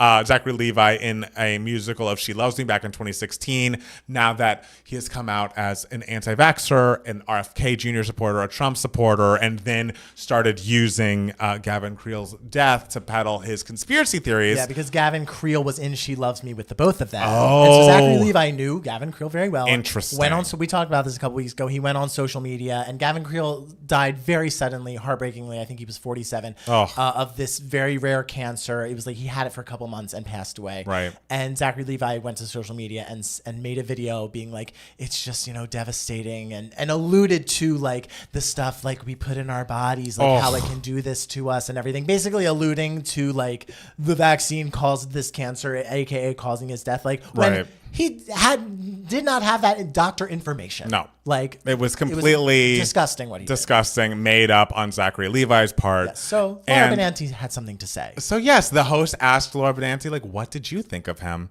And the quote, I never liked him. Icon. Everyone was like, he's so great. And I was like, no, he's not. He's sucking up all the fucking energy in this room. He wants to mansplain everybody's part to them. Laura said that Zachary tried to get the She Loves Me cast to do dance parties before the show every night, which some people enjoyed, but not her. He really sucked everybody in with this like dance party energy. Like, we're doing a dance party at half hour. I was like, good luck. Have fun. She also addressed Zachary's comments about Gavin Creel's death, to use his memory for his political agenda, and to watch him try to make himself cry until he had one single tear, which he did not wipe away. I was like, fuck you forever.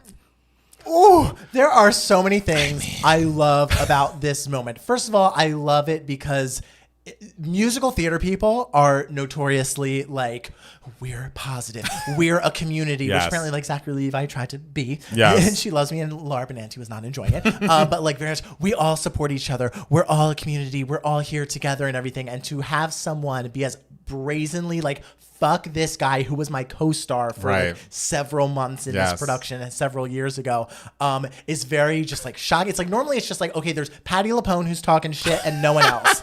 But, and this, I will always say, Broadway stars are way infinitely more interesting than film stars or TV stars will ever be. And Laura Benanti just proved that wholeheartedly. And I saw that on Instagram, apparently this clip was posted somewhere on Instagram Reels. It, went viral. A lot of people saw it. Someone who saw it was his Tangled co-star, Mandy Moore. Oh, God. Who liked the post. Oh, no, Mandy! Oh, get him, Mandy. Okay. Jackson got me a cameo from Mandy Moore a few years back, and I appreciate it. I like that the queen, who we've interacted, is going to stand up in the face of danger. Two girls who sing, who we trust, each of us. And another thing I love about this is it's so like all this behavior. First of all, I also fucking hate the whole like, let's have there's no worse feeling that I hate more than someone trying to get me to have a good time by forcing me to dance. You do hate that. I hate seeing it in movies, how it's like, just loosen up, and then the person slowly loosens up and starts dancing with the other person. I fucking hate that so much. It's like, if I don't want to dance, I'm not going to dance. Don't try to make me. Anyway, and it's just so peak straight guy in musical theater behavior. Right. No shade to, all the Jamies in the world who are straight men in musical theater. We love you. But sometimes there is an air about some of them where it's just like everyone loves me and everything, and so I'm gonna be that like leader, and I'm gonna like lead a community dance party like before every show on the stage and everything, and it's just like this kumbaya shit. No, we can have a positive attitude without forcing a positive attitude. And it's also like, can we focus on the work? Like, I need to go out and perform. Like, I don't really want to do a dance party every 5 minutes. Like, but yeah, I feel like if you are a straight man in musical theater, you get so much just like automatically. Because you're such a needed commodity. Right. So your entire life, everyone is just like, you're incredible. You're incredible. Right. You're incredible. And so I get why you go into rooms and do too much, like, but also loves me. What is it about me? That doesn't explain why Zachary Levi sucks. Like, exactly. It doesn't explain. Exactly. Like these are just tiny little seasonings to the pot of Absolutely. soup. But the broth is the broth's a mess. The broth is a mess. It is this conspiracy theory he's peddling about the friend of like the death of his friend. Horrifying. Which so good for Laura Benanti. Good for her. To be like fuck him forever. HBO reported that White Lotus is premiering in February. We love. Euphoria is supposedly going to premiere in 2026. right. So everyone buckle. Will we even have a country by then? I mean, who's to say? Everyone buckle up for that. Kendrick Lamar has announced a national tour with SZA, Grand National Tour. Ooh, I love that. Pre-sale started on December 4th at 10 a.m. It starts on April 26th, a few days before my birthday, in 2025 in Dallas, Texas, and goes until June 18th, 2025, a day before your birthday. June 18th? Yeah, exactly. My birthday's June 19th. Exactly. Yeah. In Landover, Maryland. There's one non-U.S. stop in Toronto. So, I mean, good luck getting tickets for that because, can't think of two more popular artists touring together besides two of them. The Brutalist was named Best Film at the New York Films Critic Circle Awards. There are many wins I'm seeing here. I'm seeing supporting actor Kieran Culkin, supporting actress Carol Kane, Shocker. Screenplay Nora. Yeah. A lot of interesting wins there. Yeah, this is like the exciting time of year for me when it's like every city has their own little critics awards. It's like, and they all are completely different like winners. Winners and National Board of Review is a very big critics award, and they picked Wicked for their best picture, and the LA critics just today, I believe, picked Anora. What did Boston pick? I forget what Boston picked. But they were today as well. Maybe Boston picked Anora, and I'm switching LA and Boston because they both happened at the same time today. Right. But yeah, this is like a time of year where like the super like in deep awards heads are like, yes. What did the Philadelphia Critics' Choice say? Oh, this could really influence. Is that not you? That's kind of you. Oh, I'm doing an impression of myself. This is an impression of myself. Got it. Okay. And all the time people are like, what are the chances that like because this won Best Cinematography, is it in for Best Picture at the Oscars? And it's like, maybe not. Right. I am excited though because Marianne Jean-Baptiste for the movie Hard Truths won both New York and LA Critics' Choice Awards. So I'm hoping that gives her a push to be nominated for leading actress because leading actress is very stacked this year. Okay. And that is one nominee I really, really hope gets in. I haven't seen the movie yet. Oh. But I just I love her as an actress. Yeah. And I think it would just be such a refreshing, wonderful time to like bring her back into the fray at the Oscars and everything. She's been nominated once in 1996, and so I really am excited for that movie. So I'm hoping her two wins with like two of the biggest critics awards get her into for a nomination for leading actress. Right. Yeah. Did you see? I don't know this actor, Eugenio Derbez. Yeah, I've seen him. Have you seen him? Is he the guy? He's that guy. Have you seen him before? Is he the guy in Coda? Oh, Jackson is yelling from He's the guy in Coda. He's the gay, not gay music teacher. Remember? I couldn't believe Remember he wasn't her gay. and her Pashmina? I was like, what? That literally biggest movie twist of all time. If you haven't seen Coda, spoiler alert, there is a music teacher who is just yelling at this girl, being like, girl, you gotta sing, this is how you sing, you gotta get into Juilliard and everything. Where's Pashmina's? And it's just like really fun and like fabulous the whole time. Then at the end of the movie, they're at the school concert and you meet his wife. And you're like, what? And it's like, okay. And there obviously, as there can be more masculine homosexual men, there can obviously even be more feminine heterosexual men. Sure. But it was just like, it was a moment where the entire theater went, girl, wait. And I must say, not to say that actors are like their characters, because I don't know the sexuality of this actor, but if we're going by stereotypes, the messiness of this comment is like, baby. He apparently was asked on this podcast about Selena Gomez's performance in Amelia Perez.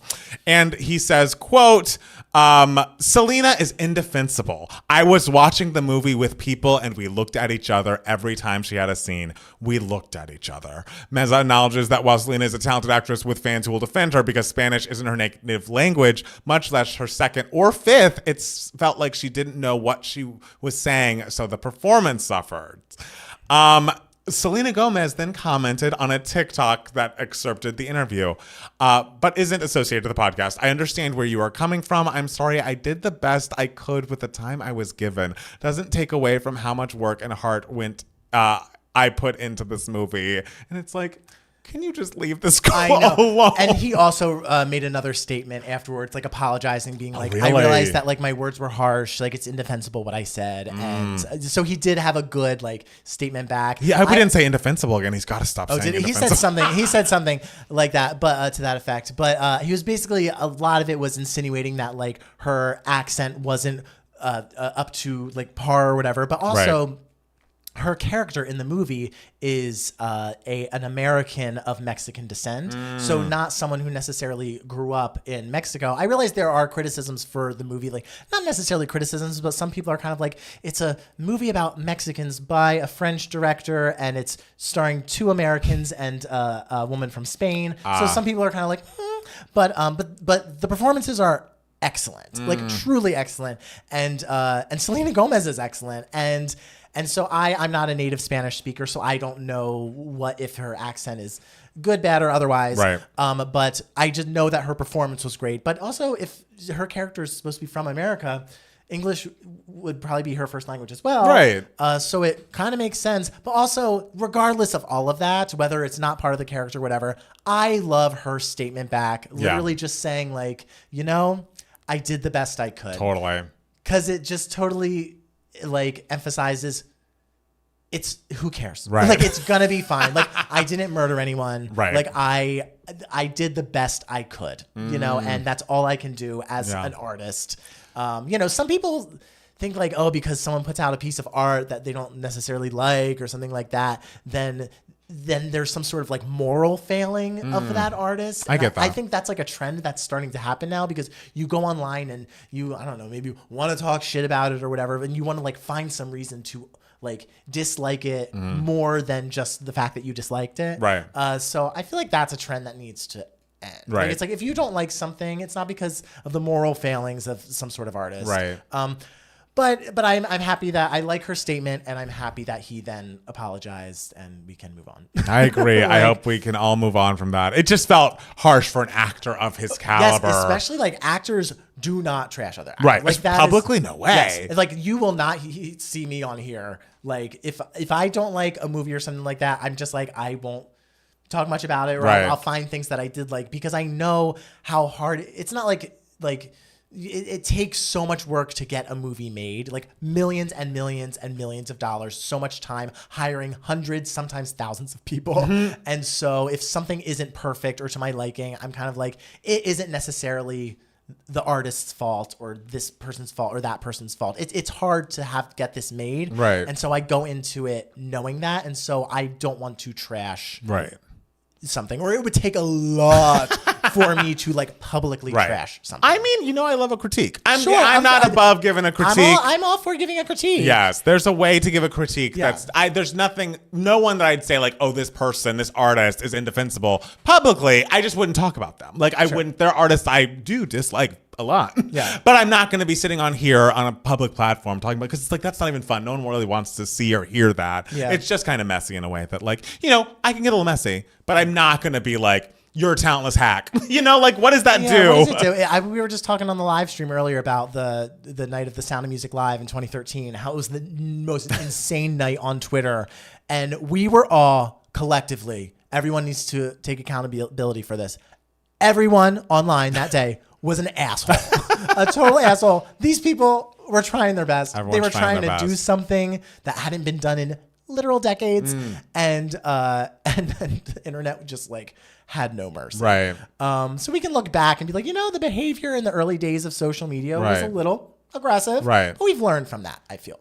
And also, there's a difference between criticizing and trashing someone's like work and art, and also like them as a person. Like I don't take back the things I just said about Zachary Levi. He sounds like a piece of shit. But it's not about like how he was in Tangled. It's about like how he is as a person. I've never seen Tangled. I'm sure he's lovely. I've been told Tangled's great. I've been meaning to watch it, Barry Jenkins and Lulu Wang got married. Oh my God. I was just wondering if they were still together. I was like, I feel like I haven't heard from them together in a while. Yes, they got married. Lonnie Love took to Twitter and said a big congratulations to my friend Barry Jenkins and his wedding to Lulu Wang. Yes, directors. I love both of them together. Barry Jenkins, obviously great director. Moonlight, incredible Unbelievable movie. If Beale Street Could Talk is an incredible movie. And y'all know The Farewell, directed by Lulu Wang, was my favorite movie of 2019. Yes. I will always be angry it did not get a Best Picture nomination, a Best Actress nomination, a Best Supporting Actress nomination. I will forever be angry. All right. She is a great director. When is her next movie coming out? Let's go. Good question. I mean, she's busy getting married. I know, exactly. She's been planning a damn wedding. Yeah. Well, okay, let's leave on a happy note. Marriage is what brings us together today. Is that from something? It's from The Princess Bride. Oh. Yeah. All right. Do you have any other news for idiots you'd like to share with the people? No. Okay. Well, we're going to take a quick break and then be back with more 2 Gay Mats, the podcast.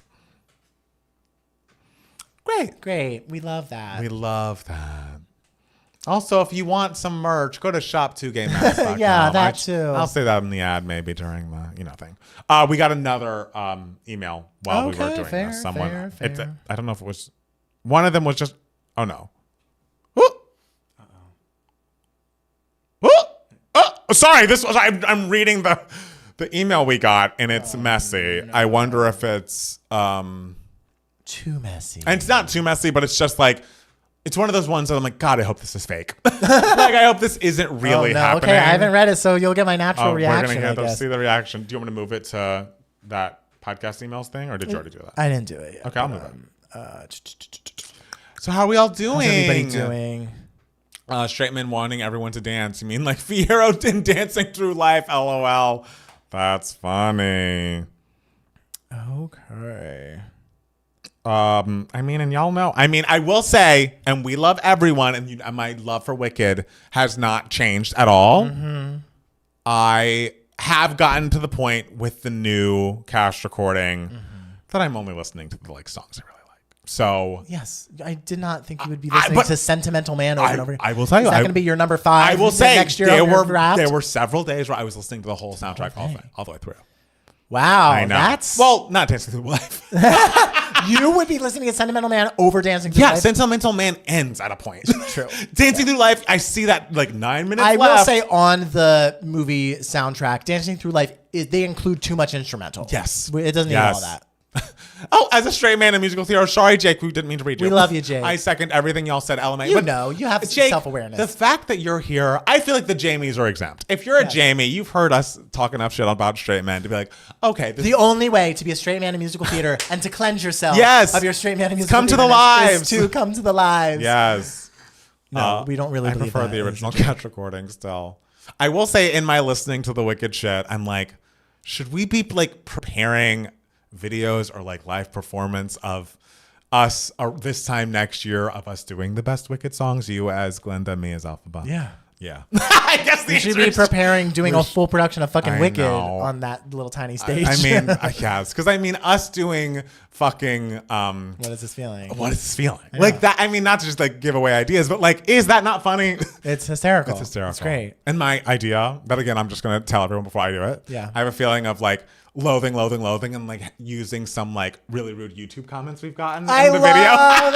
It's like for each one where you're singing it about me, it's all the negative comments. Yes. His head's so big. I love that's funny. That's so right. Funny. Everyone come to our next live show. Yes. Hopefully in New York. And then we could do you could do I'm Not That Girl and I could do I'm Not That Girl reprise. Yes. Well, I want to do the Wizard and I. So okay. I love that they're gonna be this I'll is be Madame Morble. They're like, is this Elphaba? Oh, Miss Elphaba. Many years I have waited. And it's fast forward. To a bracket of Wicked songs. Well, that's not bad. That's really Defying Gravity versus Wizard and I. What the fuck did I pick? I picked the Wizard. Wizard and I. But my mom loves you guys. Oh, thank you, Ava. Thank you. I hope you love us. My mom loves you guys. I hate you. I hate you. I'm watching this for her. I'm watching this because I'm grounded. My mom's forcing me to watch this. Tay-Tay's last air show has begun. Okay, great. Let us know if she announces Reputation, Taylor's version, and it better not be while we're out of town. Ooh, yeah. Oh God, if it comes out when we're separated, I know.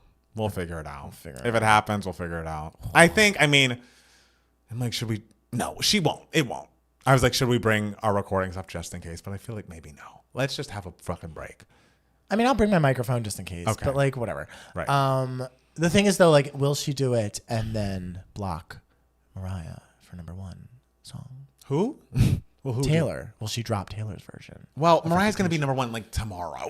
Okay. So but still, we want as many weeks as we do. But hey, if we only get up to 15 weeks, that'll be Mariah's second longest running number 1 ever. So I'll be fine with 1 week this year. Love you guys too. Thank you, Ava. Sorry, we were just kidding. Opinions on Idina Menzel, icon, legend. We love. Yeah, we love. Changed my life. I love how I was probably the biggest hater of Brat, but "Sympathy Is a Knife" is my number 1 song this year. Sympathy Is a Knife is a great song. Back to You. Yes. Oh, That's on my work playlist. They play that on my playlist. Good for you. And I'm just like behind the counter making shakes, going back, back, back, back, back, back, back, back. What do like the little straight boys you work with think of like the Charlie and Taylor album tracks that play at the restaurant? They don't comment. They don't even notice? They don't notice. No. If the Jay-Z stuff ends up being true, will you still listen to Beyonce songs with him with or about him? Well, about him is yes. Yeah. With him, I don't know what I would do. Because it's like they've got to be Jay-Z-less versions of those songs available. Yeah. I don't know. It's gonna suck. Yeah. She's been filming these last 3 shows. Air's film part 2. It's just gonna be the same concert. That's not a part 2. That's just like we're doing the same thing. Right. I mean, I guess she didn't. The original Eras, does it have? I don't think it has the Tortured Poet stuff in it. Does it? Because she added. Doesn't. So maybe she's just gonna put out like the Tortured Poets part. Maybe she'll make Tortured Poets like a visual concert album. But she doesn't sing all the songs from Tortured Poets at the show. Will. Maybe through her time in the Eras, she sung everything, even fresh out the fucking slammer. I don't think she has. I think Rep TV needs to come out while y'all are gone, just for y'all's sake. That's funny. But I mean, that would be a hysterical live listening party. Come on. I do wonder, like, because it was like when we did the Charlie reaction and people got so pissed. But I'm like, do you guys want to get pissed? Like, do you want to wait a week to see it on YouTube and get we pissed? Just talk about how people love getting pissed on social media. Or do you want to like pay for Patreon for a month to watch us get pissed in full? To get pissed with us in full, so you can hear us listen to Gorgeous all the way through and be like, oh, little straight boy. He does. A lot of young straight boys work with you. Yeah, I love my little buddies. Yeah, your little buddies, your little friends. I yell at them all the time. I know you do. Because they're always just like, speeding down the highway, and I was like, "How fast were you going?" And they were like, like 100." And I was like, They're going 100 on the freeway? These little kids? Yes. Not okay. And I was just like, if I find out you fucking go 100 miles an hour one more time, I will kill you. I will call your mother. Rep TV with 24 new 3 a.m. bonus tracks. I can't. No 3. The thing is, whenever we listen to a Taylor album, that stream's going off by 3 a.m. East Coast time. Because like, I will not do this. Yes. I will not listen to a whole nother album. No. Or even 6, 7 more Remember tracks. that day? And I knew she was going to do it too. I knew it. But I was we thought like 5 more tracks. I thought 5.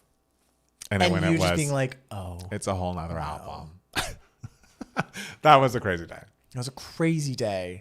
I had to teach my straight brother what brat was when I visited my family last week. That's good. We love an ally. I like it when your reactions are the next Monday. It's hard to choose between watching a reaction and just listening to an album. Yeah, let's all listen to the album first. Hey, but some people like, hey, if you want to come join us on Twitch, join us on Twitch. Yes, but like, oh yeah, join us on Twitch. But like, some people like watch like the YouTube videos of us listening to the album, and they're just like, "I'm pissed you're talking through it." That's because crazy. I can't hear the album. That's truly like, well, you don't know what we're all doing here. You've heard it. Yeah, this isn't like we're going to listen in silence. And the thing is, like, because the YouTube videos are, because when we're reacting on Twitch, there's a lot of moments of silence where we are just listening. But on YouTube, we edit out those moments of silence because, like, we're not. What's the point of that? So on YouTube, it does look like we talk through the song a lot more. And y'all are just gonna have to fucking deal with it. Anyway, Matt Steele, Mothering the Straits. That's how you know I love you. I yell at you. Hey, I don't get yelled at. I yell at you for stupid shit. I yell at you to watch Babylon. Oh, well, I don't, but I mean, come on. It's because I care. It's because I want you to take care of yourself. I care. Or are you guys not posting the rep? We will, but it'll be a week after. We now do our schedule these days is we listen to it live on Twitch right as it comes out on Thursday night, and then we spend the week editing, and then we premiered the Wicked reaction on the following Thursday. Yeah. It's like we put the full reaction on Patreon right away. Yes. And that is on there for a week. Yeah. So if you want to see the reaction, like, within that week, as soon as possible, you have to be a patron, and then YouTube, we put it up the week after. And and it's edited. Yeah, no, that's crazy. If I'm watching a video, I know what it is. It's just the stream day of. I can never decide what's better. I mean, it's up to you. It's honestly up to you. A lot of people, the albums come out in their territory before they get to come out in the U.S. Sure, and so for them, I think it probably makes the most sense. But yeah, whatever you want to do. But also, yeah, the replay is going to be on Patreon the next day at the latest. So if you want to wait till that next day and be a patron, we'd recommend it. It's a good time. And then you could yell about it with all the kids on the Discord. We were all yelling at each other all day. There's a lot of yelling. But like loving yelling. We have a good time. Did you see Jessica? Not to just talk about the Discord on this public channel, but did you see Jessica's message on the Discord today? No. Oh, go fucking look at it. She's just like, people are so sweet. That's the thing, is the people on our Discord are just so fucking sweet. Everyone's so nice. Lately, I have not been able to check that Discord as regularly as I have. That's okay. I've just been like, we've been busy. Insane. It's been a busy time. I watched the first 6 Star Trek movies. Movies 2 through 6 were excellent. Love all of them. Oh, damn. What was wrong with the first one? I've never seen any Star Trek movie, but okie dokie. Love schedule. Oh, hey, we love a schedule. We love that schedule. We love it's nice because let me tell you, the last thing you want to do after like performing for the people on a live for like 2.5 hours is go home and edit, because these videos are a pain to edit. Oh. And then how long it takes to upload. Like, so it's like you want a week of doing that. Yes. And we used to do that like the night of, like, I remember editing that 1989 Taylor's Version reaction. I was up till 5 or 6 a.m. Like, it was a mess. So this is a much better schedule. Even when it was just like the days when we would have to put when our videos would get blocked if there was music, and when we had to put our actual reaction on YouTube. Yeah. I would be up until like Facebook. 6 a.m. weekly.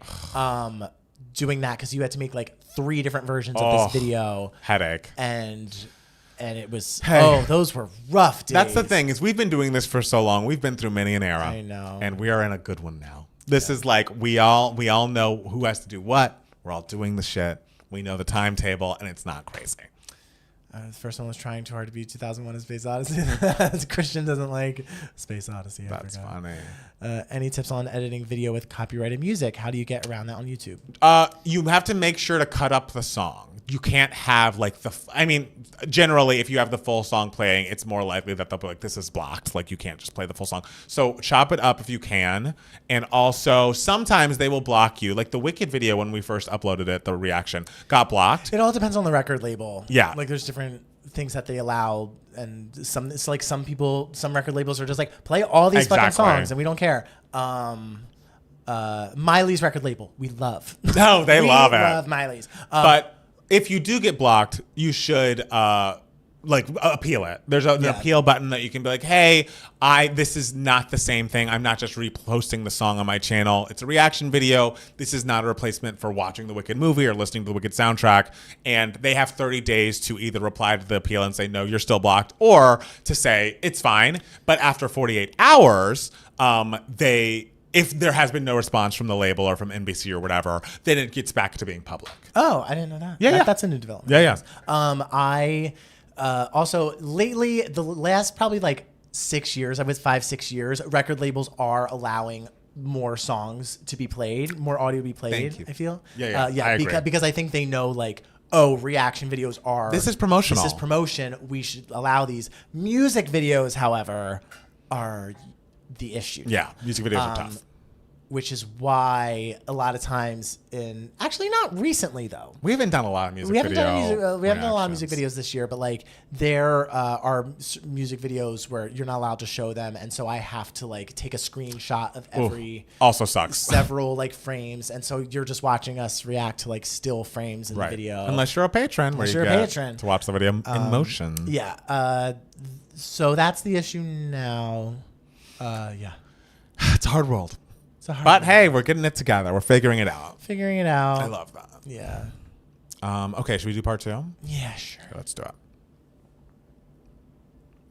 Guys, we're back. We are back. And 'tis the season to be giving. So how can the people be generous to us? Oh, to us. Guys, it would be generous to you. It would be generous to us if you went to your Spotify or your Apple Podcast, found 2 Gay Mats, and gave us a 5-star rating or review. We do, again, only accept 5 stars. It's very important that if you have criticism, you keep it to yourself. 5 stars only. It really helps us in both of the algorithms. We work very hard on the podcast. We want to make sure as many people can hear it or watch it as possible. And if you you really enjoy us, go to patreon.com/2gaymats where you can get extra bonus content from us. We just had our Rosie album listening party for Rosé of Blackpink, and that is up there now. We're planning on recording a couple more patron-only things before the holiday. If you want to see that, go there. And also, if you want to gift the Patreon to a friend or family member who's a 2gaymats fan, go to patreon.com/2gaymats/gift, and you can actually give the gift of like a month or a year of 2gaymats patronage for a price. And that it would be a lovely gift. I think people would like that.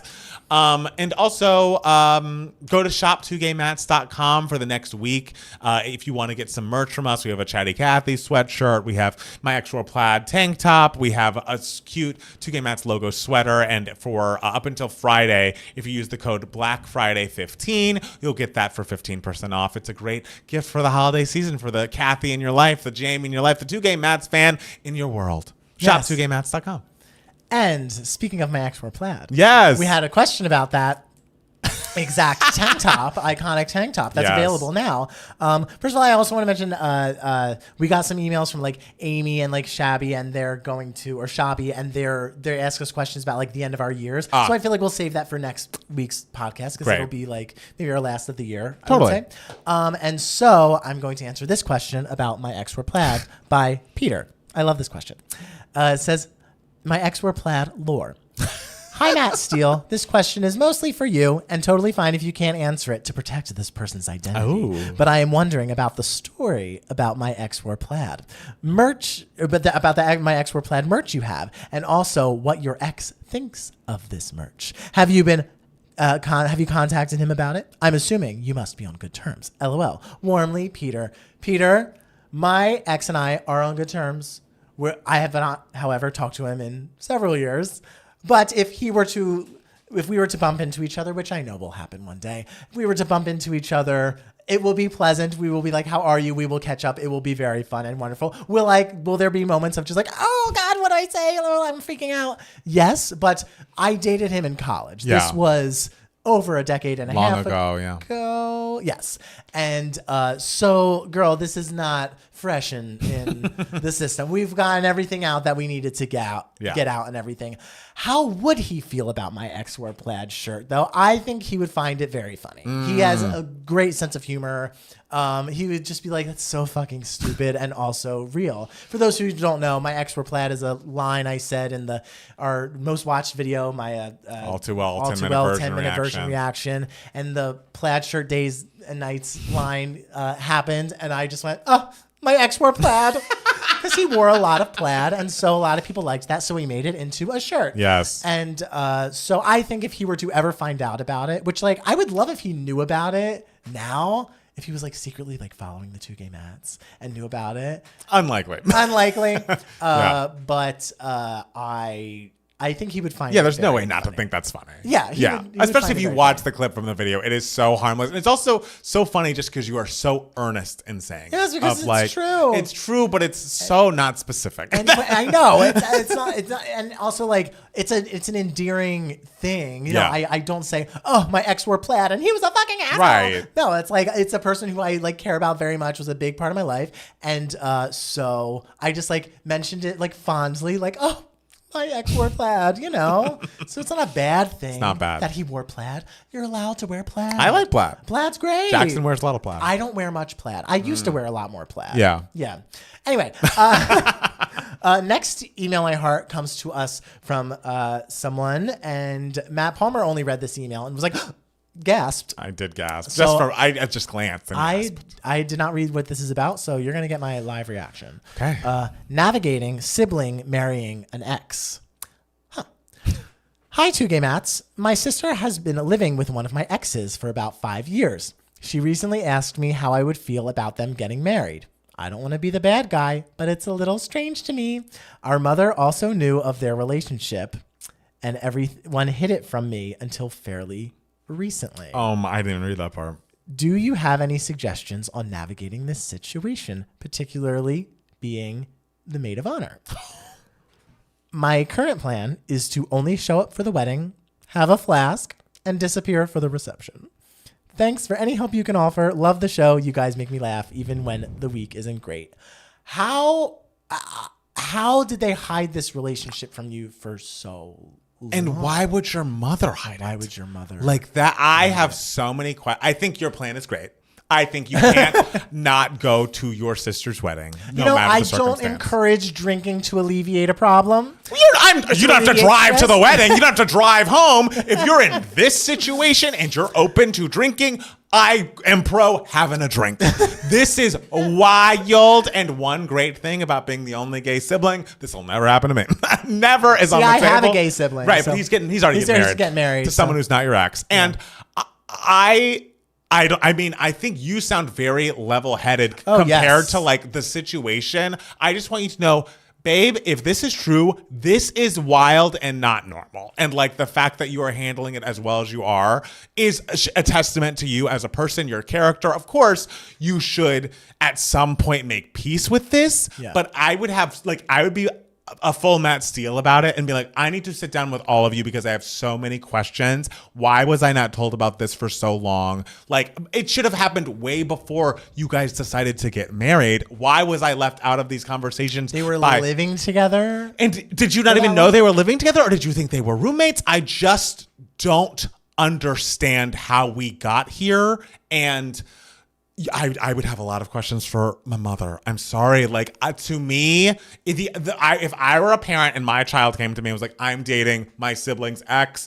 I'd be like, you have 48 hours to tell her, or I will tell her this is unacceptable. Like, I can't. I can't. Like, the closest thing that ever happened to me is like one of the first guys who was actually gay that I had a crush on in college. I told a friend of mine who was from out of town. Friend in town came in town, and they ended up getting together. Oh, it wasn't ideal. I would have. They didn't get together for a long time because I threw a fit.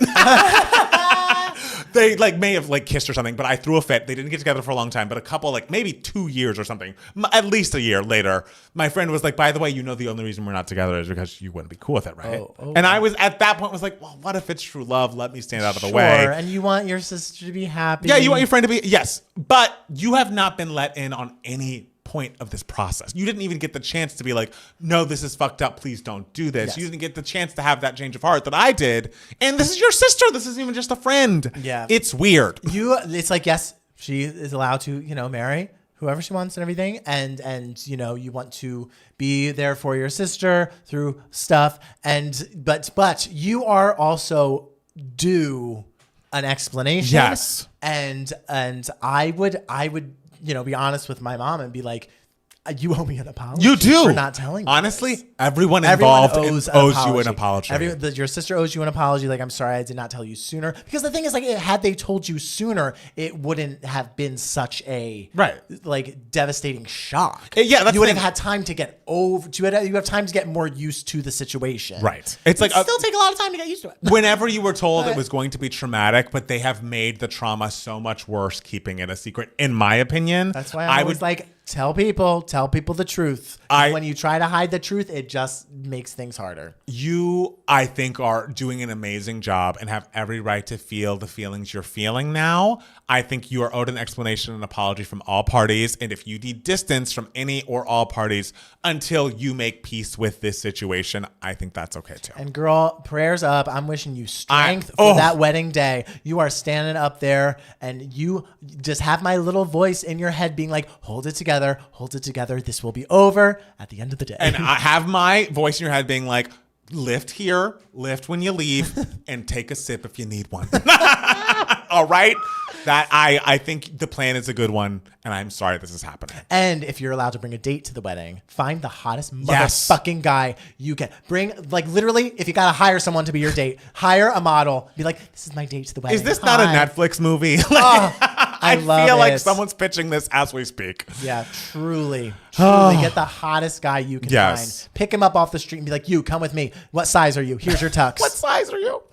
Okay, let us know what happens, and we're rooting for you. I'm so sorry about this because this is beyond fucked up. Sure. Matt Steele. Yes. What has been giving you moments, darling? I have two things that have been giving me moments. Okay. One is very, very short. One is very long. Oh, Lord.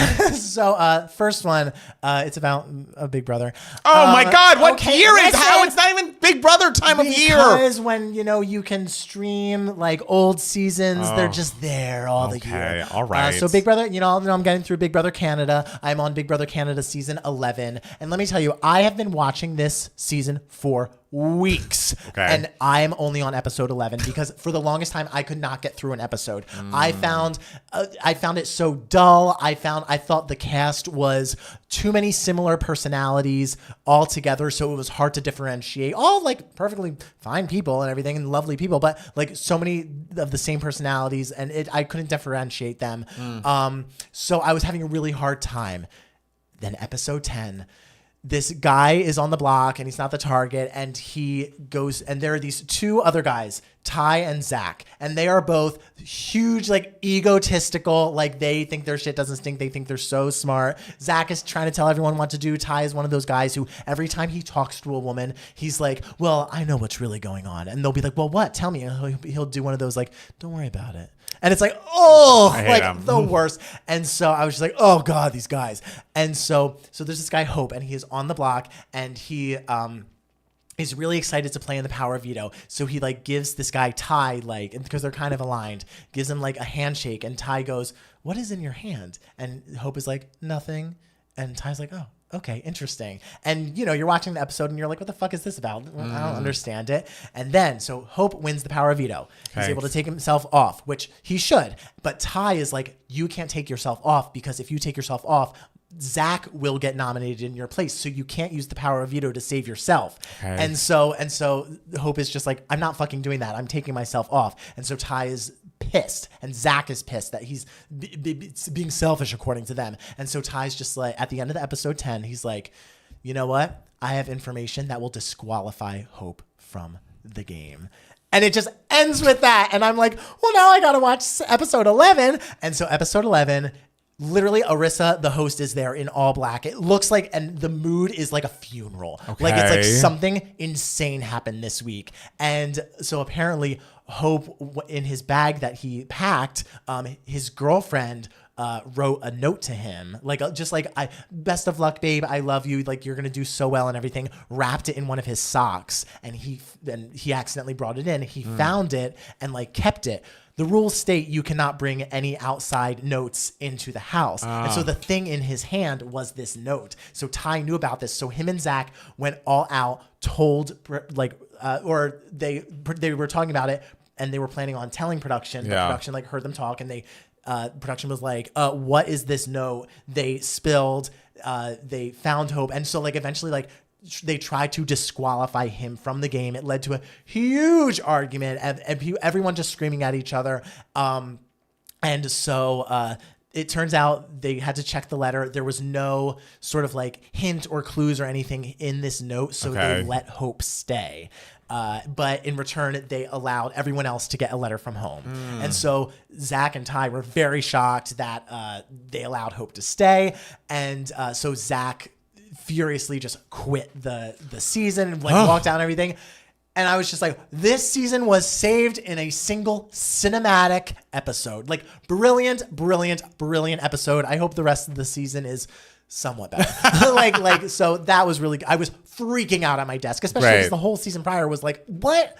Anyway, but let's talk about some real cinema. And that was your short one? Yes. Oh, Jesus Christ. No, I was saying short because this was an episode of television. Okay. The next one is a almost 4-hour movie. Oh, wow. So Wednesday, I went to a SAG screening for the movie The Brutalist. It is directed by Brady Corbet. He directed a 2018, I believe, movie that I really loved called Vox Lux. And this is a 3-hour and 45-minute opus.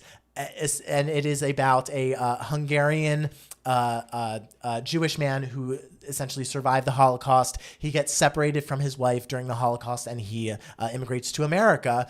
And he is a big architect in Hungary, but of course all of he's not allowed to work anymore, like in Hungary. So he comes to America and he's like working these like odd jobs. He's totally broke, but is telling everyone like, I'm an architect. And it's basically about his rise as an architect in the 1950s in America.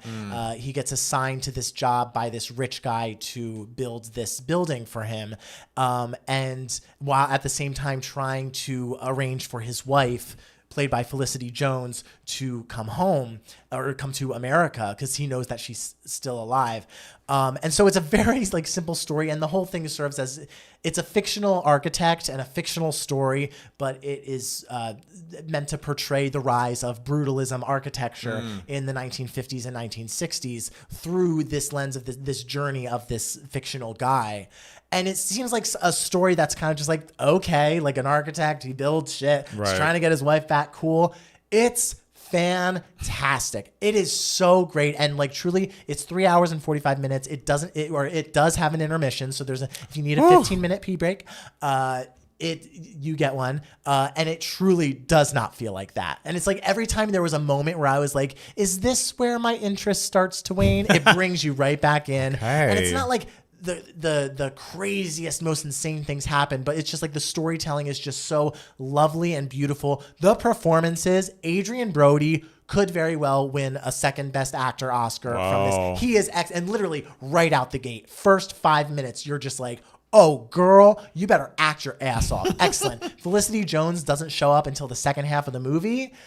And right out the gate, so good. Like they are both so excellent. Guy Pearce is also excellent. He's in contention for supporting actor. It's a beautiful movie. And it's interesting because I expected the movie to be a lot weirder because Vox Lux was weird. Right. But I was expecting The Brutalist to be a little more like experimental and odd and to have moments where I was kind of like, what's happening? But truly it was just really simply done. There were like obviously like artsy moments here and there that were scattered throughout, but it didn't like lean on that at all. It just relied on like great storytelling, great performances, a really wonderful script, and I really felt like I understood the life of this guy and the journey that he had been through. And there was also a talk back with the cast afterwards. Oh, was Adrian there? Adrian Brody was there. Yes. Felicity Jones was there. Guy Pearce was there. And guess who else was also there? Because he is in the cast. Who? Someone you want to marry? Well, someone wanted to marry at one point, and then it didn't happen. Joe Alwyn. And the entire time I had to stifle myself from screaming, just like, I'm drunk in the back of the car. Oh my God. Just like shouting like my favorite Taylor Swift lyrics at him and everything. I didn't realize he was in that movie. He's in the movie. So he was there and he seemed very nice. Great. Me and Lauren, though, were laughing all throughout the talk back because we were just like, God, film people are so calm. Like if this was a musical thing, and you know they're there trying to campaign for a SAG nomination for ensemble and everything, but they're still just like talking in the microphone like this. And just, yeah, you know, I was really just drawn to the script and everything. Girl, if I was up there and I was in contention for a SAG, if I was in any movie, Lord knows, even now, I'm in front of a microphone screaming. And of course. If I didn't have a chair underneath my butt, I would be doing cartwheels. So it's just like if this was a musical theater setting and these were stage actors, it would be the most insane thing ever. But like it's just so funny how these people are living this dream, being in this epic, brilliant masterpiece of a movie, and they're just like, yeah, I think really they like the feeling of like, I mean, man, it's just a job. It's just, I just come to work. I'm like everybody. I'm just like you. It's like, no, bitch, you're not. It's like, no, you're not, girl. You have an Oscar, Adrian. Shut the hell up. But yeah, it's fantastic. I know it comes out, I believe, limited December 20th and worldwide a little bit later. But it definitely it won Best Picture at New York Film Critics Awards. I love that. So I highly, highly recommend it. Just make it a day. Make sure you go to the bathroom beforehand. You don't drink any liquids before. Okay. That's what I always do when I have a long movie. And just go. It's really, really, really wonderful. Okay. Yeah. So Matt Palmer, what has been giving you moments? Not too much, but I have two little ones.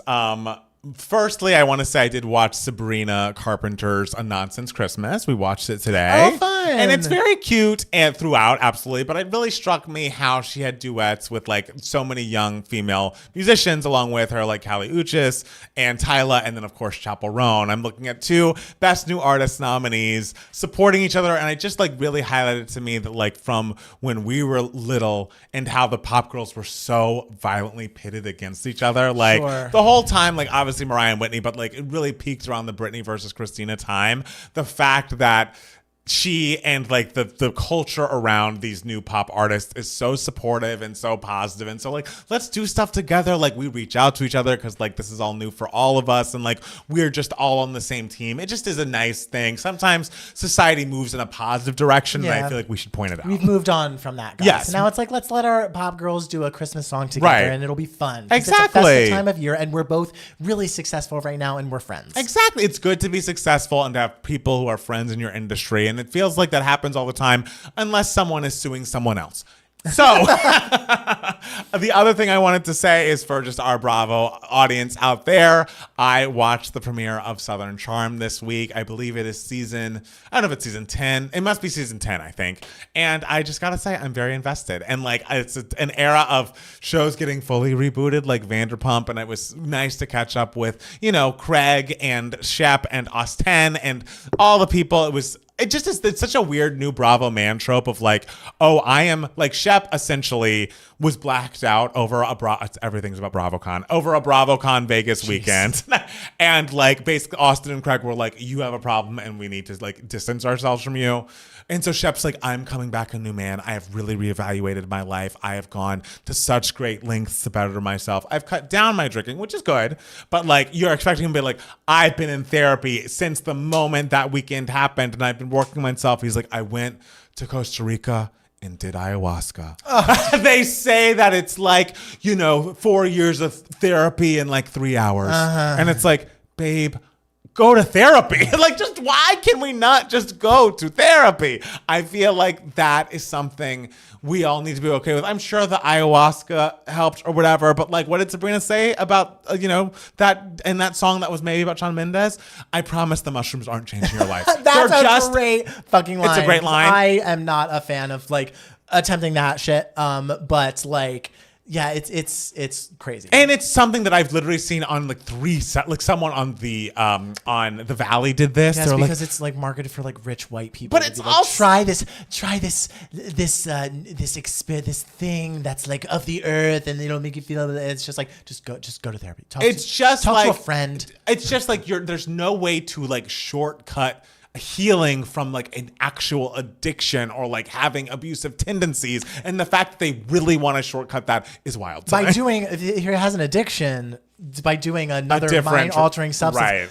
Oh, it's a choice, but it was great to watch, and so I enjoyed it. And one other thing, there's this guy named JT who was new last year on Southern Charm. He's good at mixing things up, but he's like very messy. Like he's always screaming at somebody, always making an ass out of himself. And then there's this girl on the show who almost doesn't fit in because she's so together, and she's so like, I'm a fashion influencer, and my name's Vanita, and I've been in Charleston, and like she just like has her head on straight. They have somehow formed a very close friendship and may end up somewhat dating. And I'm like, I need to be your friend, Vanita, to tell you to stay away from JT. He is an absolute mess, and you are so together. Maybe it's an opposites attract thing, but like, I don't know. I don't want, the one black girl on the show to go down with a ship of this messy JT. Sure. I don't want it. So I'm nervous for you, Vanita.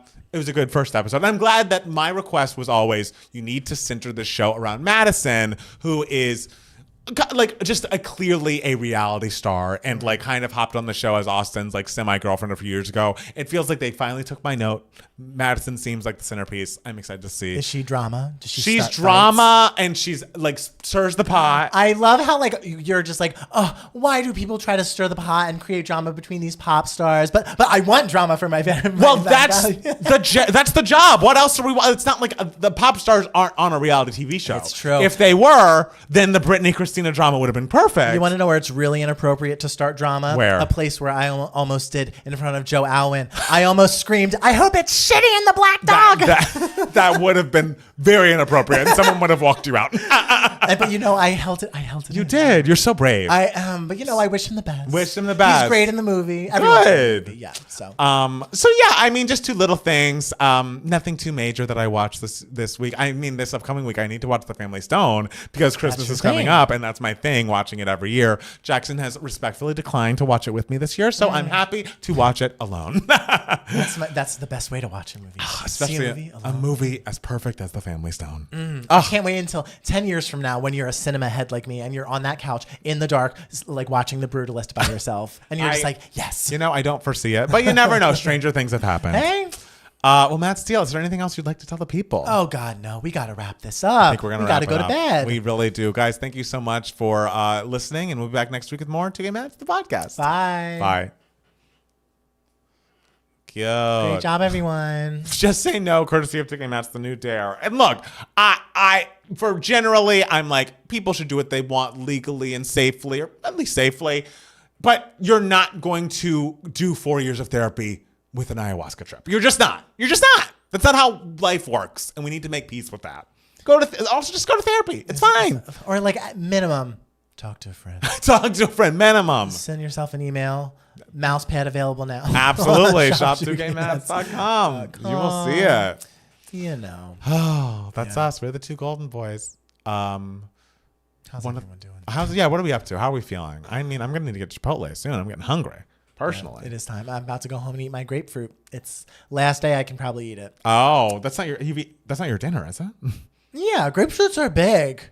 That's your whole dinner? I'll probably eat like the grapefruit and like some little snacks. Okay. Yeah, I'm not like a 3 big meal a day person. You're you just know like me. I'm eating a little bit throughout the day. Interesting. Okay. Well, yes. No, I need Chipotle. I might save some for tomorrow, but I'll be getting Chipotle. Period. Getting ketamine therapy for depression actually really helps, but I do also have a therapist. We love and that is you are prescribed. Yeah. The ketamine.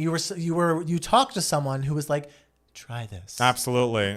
Dylan says girl dinner for your it's grapefruit. I'm absolutely a girl dinner girl. I'm not. I need a meal. You're like Travis. Travis literally gets up. First thing he does is make himself a giant breakfast, then a giant lunch, a giant dinner, and everything. And I literally wake up. I don't eat for the first like 4.5 hours, and then I'm just like, I'm starving. And then I eat a big lunch. I eat a big. Oh, interesting. Lunch is your big meal. It's the big. Oh, thing, interesting. Yeah, it's my breakfast as well. And then I just sort of like snack and graze throughout the day. Oh no. Unless like I'm going out to dinner with someone as well, then I have then I eat all that. Right. That's the only I'm so nervous to see The Brutalist that it's long. I love Return of the King and barely made it through the first time. How long is that movie? Give it a whirl. Return of the King's like 3 hours. Oh, and you saw Sean Astin was Santa in the Sabrina Carpenter special. I didn't see his performance, but I will. I'll watch it. I'll go. You'll do this the whole time. Emmy. He was funny. Give him an Emmy. He had funny little moments. Of course he did. He's the most charming human being on the fucking planet. I mean, I didn't know who he was until you told me that.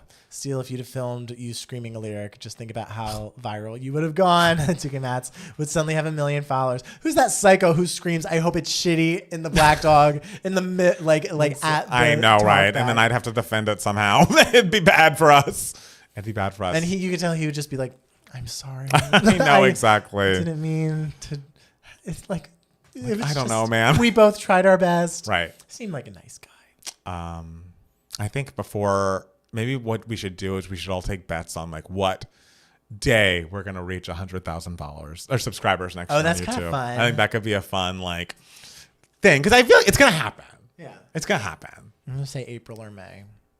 That's early. You thought we were going to get it. But that's when like a lot of people, that's when we get the bulk of like new subscribers in a year. Right, but we don't know. Several years in a row. I feel like we don't know when people are releasing in this upcoming year yet. We know Taylor's version, Reputation's coming out. We know the Gaga's coming out. Well, I know, but we don't know when. Besides Gaga's February, Tate McRae's February. I don't know if that's going to get that many patrons, but I'm excited for that. I'm excited for that album. Let it be known. I eat brunch and dinner and that's it. I mean, brunch. I love a brunch. You know, I'm very pro brunch. Oh, you're all about a brunch. Yeah. I'm gonna guess we're at what now? 86. 5 months into the year isn't crazy. It's not crazy, especially because like the last couple of years, we've gotten around what, like 22,000 subscribers. Yeah. All right, I'm gonna say June. I'm going to be a little bit more conservative. All right. Only time I can say that. Oh, God. All right, y'all. I think I got to get Chipotle. We're talking about food too much. I know. But we love you. We love you. And we'll be back next week for a final live podcast for the two of us. To us, unless there's an emergency and like Taylor's something. Oh, Lord. Drops. If there's an emergency, wish us all the best. Because we call that an emergency. That's an emergency in our field. Oh, there was no bigger emergency than just like, it's a double album. Oh, my God. Just like, oh, Wild. God. Wild. Yeah. All right, y'all. We love you. We love you. And we'll be back. You did great today. Yeah, you guys were wonderful. You were great. We'll be back next week. Bye. Bye.